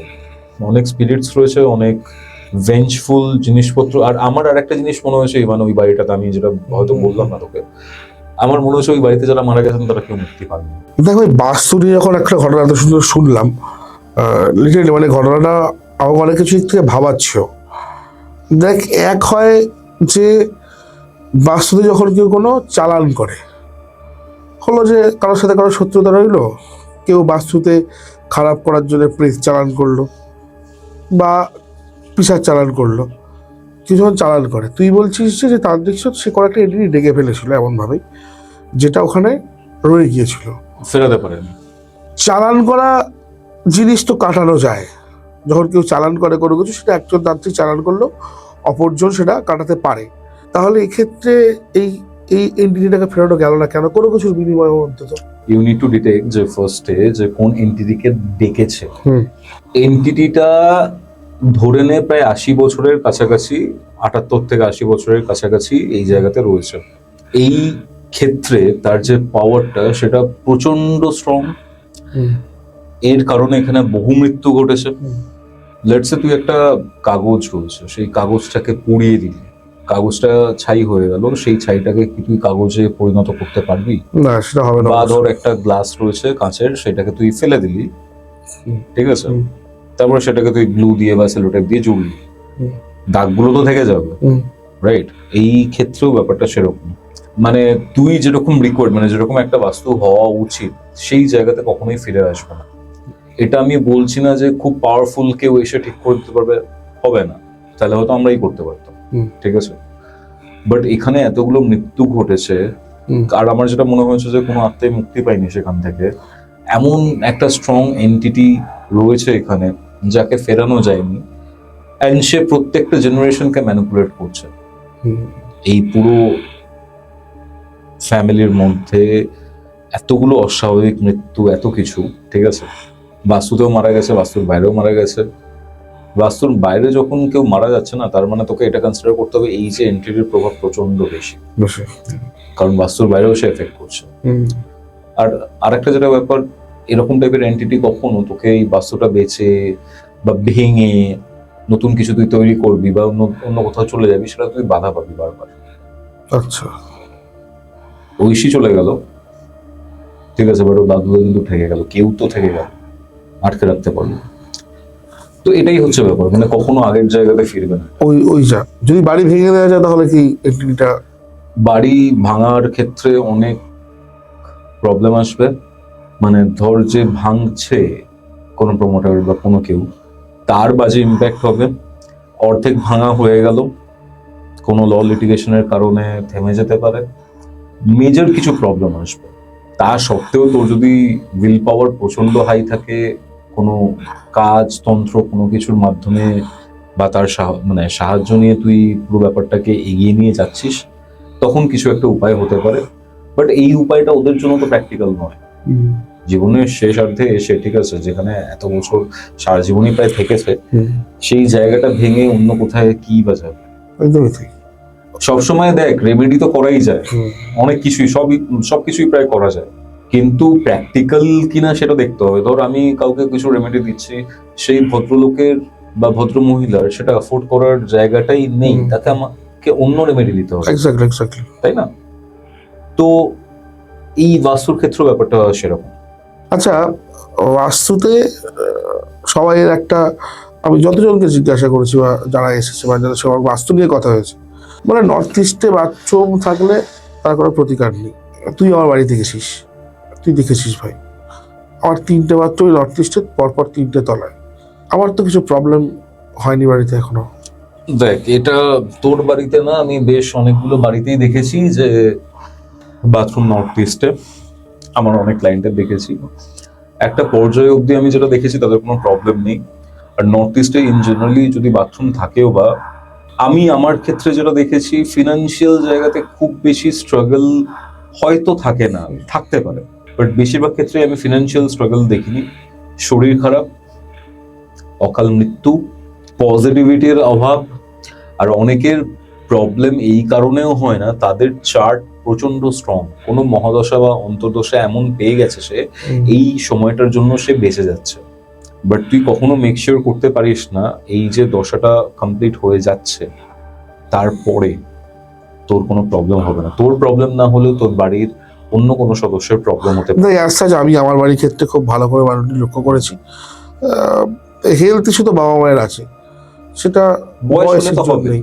হ্যাঁ। আগে তো ছিল না। হ্যাঁ, আমার মায়ের প্রথম থেকে একটা হেলথ ইস্যু রয়েছে, মায়ের আর্থ্রাইটিস রয়েছে, আমি যখন আমার জন্মের পর থেকেই প্রায়। তার মানে কাকিমার বয়স অনেকটাই কম ছিল সেই সময়, হ্যাঁ হ্যাঁ হ্যাঁ তখন থেকেই রয়েছে। হ্যাঁ, মায়ের আর্থ্রাইটিসটা রয়েছে, বাবার কোনোদিন কিছু হয়নি। বাবার এখন বয়স বাড়ছে, আসলে সেটা তো বয়সের natural। কারণে যেটা হয়। বাট অ্যাজ সাচ আর কোনো যে পজিটিভিটির যে ধর যে বাড়িতে ঝগড়া হওয়া হয়, গেছিস তুই দেখেছিস, হুম। ঠিক আছে, মানে পুরোপুরি সব ঠিকঠাক। তো আমি এইটার কোয়েশ্চেন এখনো পাইনি। তুই টেকনিক্যালি তোর ঘরের কেন্দ্র থেকে নর্থ ইস্টের ব্যাপারটাকে ক্যালকুলেট করছিস, এটা ডেফিনেটলি। বাট তোর বাড়িটা তো তোর ঘরটাকে নিয়ে নয় শুধু, বা তোর দুটো ফ্লোরকে নিয়েও নয়। তোর বাড়িটা অনেক বড়, যেখানে তুই থাকিস, আমি যেটা দেখেছি। পুরো বাড়িটার দৈর্ঘ্য প্রস্থ ম্যাপে একটা সেন্টার পয়েন্ট থেকে তুই যদি দেখিস, তোর যে বাথরুমের জায়গাটা রয়েছে অনেক ক্ষেত্রে কি হয় নর্থ ইস্টে পড়ে না। তোর বাস্তু রেসপেক্ট বা ঘরের রেসপেক্টে সেটা নর্থ ইস্ট, ঠিক আছে? আচ্ছা, এটা একটা হতে পারে বলছিস।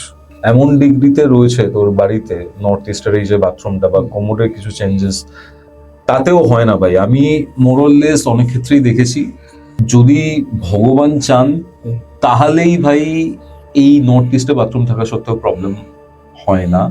তোর হয়তো কেসটা 2%-এর মধ্যে আমি ফেলতে পারি, বাট 98% আমি যা কেস দেখেছি নর্থ ইস্টে বাথরুম থাকলে প্রবলেমস আসে।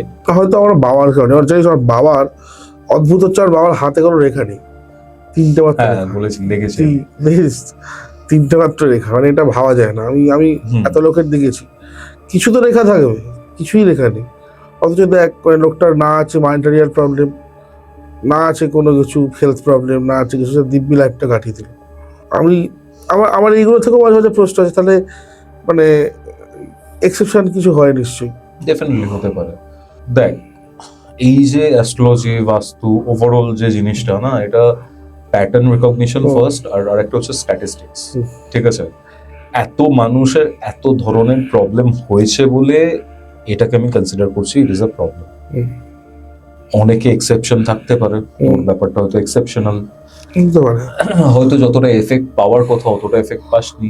তো টোটাল বাড়ির রেসপেক্টে, তোর টোটাল বাস্তুটার রেসপেক্টে, তোর যে বাড়ির যে পার্টিকুলার পোর্শনে নর্থ ইস্টে বাথরুমটা রয়েছে সেটা হয়তো ডিগ্রিটা চেঞ্জ হয়ে গেছে। তোর ঘরের রেসপেক্টে হয়তো নর্থ ইস্ট, ঠিক আছে, বাট তোর পুরো বাস্তু রেসপেক্ট মানে আমাদের পুরো একটা ধরি, তোদের তো প্রায় 3-4 কাটার আরো বেশি, সেরকম ওপর বেস করে বাড়ি, বা তোর পার্টিকুলার ঘরের ওইটুকু জায়গার মধ্যে রয়েছে।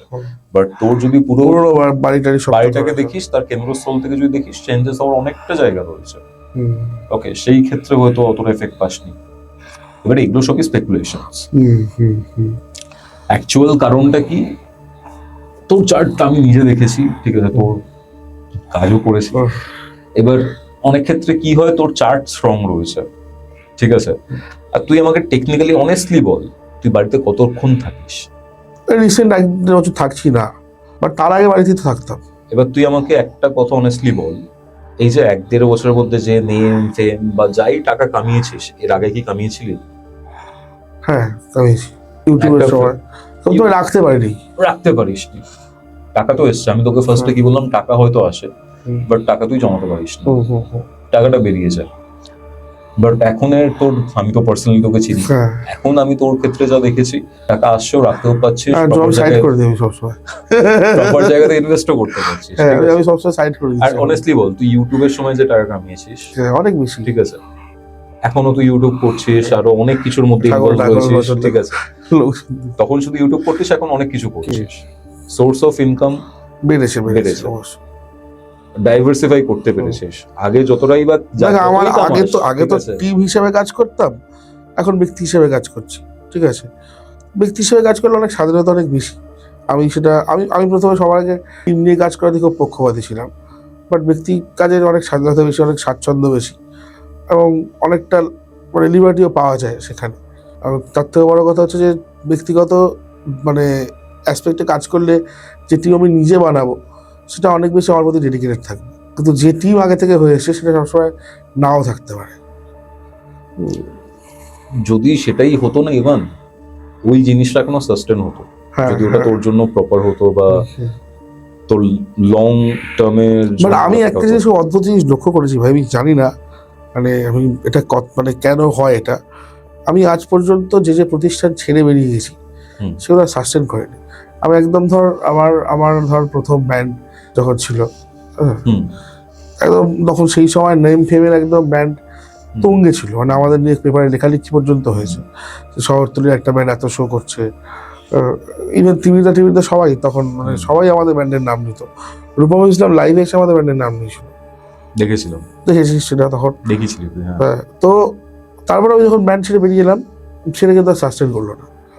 আমি দেখেছি যা যা জিনিস আমি ছেড়ে বেরিয়ে আসি, আমি কিন্তু হাই দিই না, অভিশাপ দিই না, বা কি করবো ভাই, ভালোই চাই। একটা জিনিসকে ছেড়ে দাঁড় করিয়েছি, আমি না থাকলে যাতে হয়, কিন্তু কেন হয় বলতে আমি বুঝতে পারি না। কোনো কি গ্রহগত জায়গা থেকে নাকি নিজের সাপোর্ট সিস্টেম থাকে, অনেক মানুষ পার্টিকুলার কিছু কিছু জায়গাতে সাপোর্ট সিস্টেম থাকে, ঠিক আছে? এবার সে মানে অনেক সময় তাদেরকে টেকেন ফর গ্রান্টেড হিসেবে নিয়ে নিই আমরা। তারা যখন বেরিয়ে যায় তখন বুঝতে পারি সে কি ছিল। সে একটা মানে এমন একটা জায়গা টিমের বা এমন একটা জায়গা ব্যান্ডের, যার জন্য সবাই স্টিক করে থাকতে পেরেছে বা তার জন্য উঠেছে। সেই অবলম্বনটাই যদি সরে যায় তখন তো ডেফিনেটলি ফল হবেই। হ্যাঁ, এটা যাই হোক, সেটা একটা হবে। তবে বাস্তুতে যখন আমি তুই বলছি, যখন বাস্তুতে অনেক কথাই মাথায় আসছে, কিছু কিছু বাড়ি দেখি যেখানে সেটা প্রচুর ঝগড়া হয়, মানে ঝগড়া হয়ে তো হয়েই যায়। হ্যাঁ, মানে কি বললো ভাই, কারোর মধ্যে কারোর মিল নেই। আমি এরকম বহু বাড়ি দেখেছি। আবার এক ধরনের বাড়ি দেখেছি ভাই, একই ছাদের তলে আছে, ঝগড়া হচ্ছে না, কিছু হচ্ছে না, বাট সবাই সবার মতন ডিটাচ। মা মায়ের মতন, বাপ বাপের মতন, মেয়ে মেয়ের মতন, ছেলে ছেলের মতন, কারোর সাথে কোনো কথাই নেই, কোনো এ নেই, পুরোপুরি ডিটাচ। এটা বাস্তব থেকে বেশি ব্যক্তি বিশেষের উপর ডিপেন্ড করে। তুই যেটা বলছিস যে অনেক বাড়ির মধ্যে চিলচিৎকার হয়, কাক পক্ষীও বসতে পারে না। আবার নর্থ ইস্টে আসি, নর্থ ইস্টে যদি কিচেন থাকে, নর্থ ইস্টে মেনলি বাস্তু পুরুষের মাথা থাকে, ঠিক আছে, মস্তক থাকে। সেখানে তুই ধর তোর রান্নাঘর রয়েছে, সবসময় আগুন জ্বালছে, সে করছিস, মাথার মধ্যে যখন সবসময় আগুন জ্বলবে তখন কি তুই একদম কুল অ্যান্ড কাম ভাবে কারোর সাথে কনভারসেশন করতে পারবি? এটা হচ্ছে ব্যাপার। আর এই যে তুই নর্থ ইস্টের ব্যাপারটা নিয়ে বলছিলি যে ধর তোর অ্যাজ সাচ সেরকম কোনো প্রবলেম হয়নি, বা তোর ফ্যামিলির মায়ের একটা ব্যাপার ছিল, বাট তাছাড়া অ্যাজ সাচ সেরকম কোনো প্রবলেম ফিল করিসনি, ঠিক আছে? এটার অনেকগুলো অ্যাসপেক্ট থাকতেই পারে, ঠিক আছে? মানে তো এটা নিয়ে আমরা জেনারেলাইজ করতে পারি না, তোর একটা ব্যাপার এক্সেপশন হতে পারে, বাট এতগুলো মানুষ, এতগুলো কেস, আমি না অন্যান্য অনেকের থেকেই তুই পুরো ব্যাপারটা জানতে পারবি। কারণ নর্থ ইস্টে যদি বাথরুম থাকে, ধর তুই একটা ঠাকুর প্রতিষ্ঠা করবি বা কিছু প্রতিষ্ঠা করবি বাস্তুর কাজের মাধ্যমে, যে ঘট আমরা দিই সেটা রাখারই তো জায়গা থাকে, যেখান থেকে ফুল পজিটিভিটিটা আসবে। ওকে, তবে পুরোপুরি ড্যামেজটা সারানো যায় না, কিছু কিছু রেমেডি করলে 30 to 60% হয়তো হয়, বাট সেটাও খুব একটা স্ট্রং না ভাই। আমি এমনও ঘটনা জানি ভাই, এই বাস্তু নিয়ে নর্থ ইস্টে বাথরুম আছে, এই আছে সেই আছে করে, ঠিক আছে, এমন আমার ঘটনা জানা আছে, তান্ত্রিক স্যার আমার বন্ধুর বাড়ি ভাঙিয়ে দিয়েছে। হ্যাঁ, মানে সিরিয়াসলি আমার বন্ধু দেখছে ওই বিষয়টা, আমি নাম বলবো না, ঠিক আছে, নাম বললে একটু নিজে কমেন্ট করবো, এরকম ছেলে। তো বলেছিল যে মানে কোনো মানে হয় না, জানিস, মানে আমার মনে হয় যে হ্যাঁ, তুমি, আমি এই কারণেই বললাম তখন আমার ঘটনাতে আমি বলিনি কিছু, প্র্যাকটিক্যাল হতে হবে রেমেডিটা। এক্স্যাক্টলি, বাস্তু নিয়ে তুমি যখন কাজ করছো, তুমি যখন বাস্তুতে যাচ্ছ, তোমাকে মানুষের সমস্যা অনেক বেশি বুঝতে হবে, কারণ একটা বাস্তু একটা ঘর মানুষের স্বপ্নের হয়, স্বপ্নের থেকেও সারা জীবনের ইনকাম, জেনারেশনাল ওয়েলথ লেগে থাকে ওই প্রপার্টিটা। একটা বাড়ি ধর একটা জেনারেশন একতলা বানালো, তারপরের জেনারেশন দুতলা, তারপরের জেনারেশন হয়তো বাড়ালো। এবং আমি তোকে বলছি, মানছি বাস্তুতে নেগেটিভিটিস আছে, আমি মানছি, বিভৎস ভাবে আছে। আমি তোকে বলছি ঘটনাটা, যখন ওর ঠাকুমা মারা গেল, ঠাকুমা যখন বেঁচে ছিল, এবার রুম এরকম ঢুকলাম দিয়ে, এই ডান দিকে ঠাকুমার ঘর ছিল, এই বাঁদিকটা একটা লম্বা প্যাসেজ, বাঁদিকের মধ্যেই রান্নাঘর, তারপর বাথরুম, তার উল্টো দিকে শোয়ার ঘর, এদিকে সিঁড়ি উঠে যেত। ঠাকুমায় ঢুকেই ডান দিকে বসে থাকতো। ঠাকুমা যখন মারা গেল, যেদিন মারা গেছে, সেদিন আমি স্বপ্ন, তার আগের দিন রাতে আমি স্বপ্ন দেখেছি যে ঠাকুমা দরজা করে ঢুকে বলছে, এই তোরা ওঠ, ঘুম থেকে ওঠ, কেন দিকে আছিস?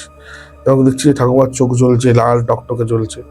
এবং ওই স্বপ্ন ওর মারা যাওয়ার পরেও, শ্রাদ্ধ হওয়ার আগে আমি রিপিটেডলি 2-3 বার দেখেছি, এবং সেই সময় করেছি যে কি হয়েছে, ওই নাম বলবো না বলে আমার নাম বলে দেওয়া অভ্যেস বলেই দিলাম। Beef করে দেবো। তো যাই হোক, মানে এটার কোনো কারণ আছে কি? মানে আমি ওদের বাড়িতে প্রায় যেতাম, আমার ঠাকুমার সাথে, ঠাকুমা তখন বেঁচেছিল, পার্টি করতাম, তো দাবি করতাম। তো এর সঙ্গে কোনো কারণ আছে? বাস্তব যে মৃত্যু হলো, মারা যাওয়ার পরে কোনো রকম কোনো কিছু তোর সাথে কোনোভাবে অ্যাটাচড হয়ে গেছে। যারা স্পিরিচুয়াল ভাবে সেনসিটিভ হয়, এরকম কোনো জায়গা যেখানে বারংবার তারা গেছে, সেখানের কোনো মানুষ সে মৃত্যুর পর তো সবার সাথে কানেক্ট করার চেষ্টা করে, কারোর সাথে কানেক্ট করতে পারেনি, তাই তোর সাথে কানেক্ট করতে পেরেছে স্পিরিচুয়ালি সেনসিটিভ বলে তুই, হতে পারে। তার জন্য তুই স্বপ্নটা দেখেছিস। কিন্তু তবে ওদের বাস্তুটা আমি দেখেছি ভাই, ওর বাবা মারা গেল 2020 সালে, তারপরেই আস্তে আস্তে ডাউনফল শুরু। হ্যাঁ, একের পর এক খারাপ জিনিস, একের পর এক খারাপ জিনিস শুনে তো সেই আমি কি হয়েছে আর এখন তো ভাই যা হয়েছিল, যাই হোক, কারণ ঠিক আছে মালটা। তো অনেকক্ষণ আমরা আজকে আড্ডা দিলাম, অনেক কোয়েশ্চেন করলাম তোকে অনেক বেশি, তবে আমি চাইবো যে আমরা এর পরে আরো বসি।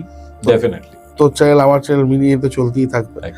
একবার তুই আমার চ্যানেলে ঘটনা বলবি, আমি তোর চ্যানেলে ঘটনা বলবো, এটাই হবে। তো আবারও বলছি, যারা পডকাস্টে দেখলেন পুরোটা, কে কোথা থেকে দেখছেন অবশ্যই জানাবেন। যারা আমার পুরোনো বন্ধু, তারা ভিডিওটাকে প্রচুর শেয়ার করুন। যারা নতুন বন্ধু, তারা চ্যানেলটা সাবস্ক্রাইব করে বেল আইকন প্রেস করতে ভুলবেন না। যারা যে কোনো স্পিরিচুয়াল হেল্পের জন্য আমার সাথে কথা বলতে চান, তারা যোগাযোগ করুন 6289858577 এই নম্বরে।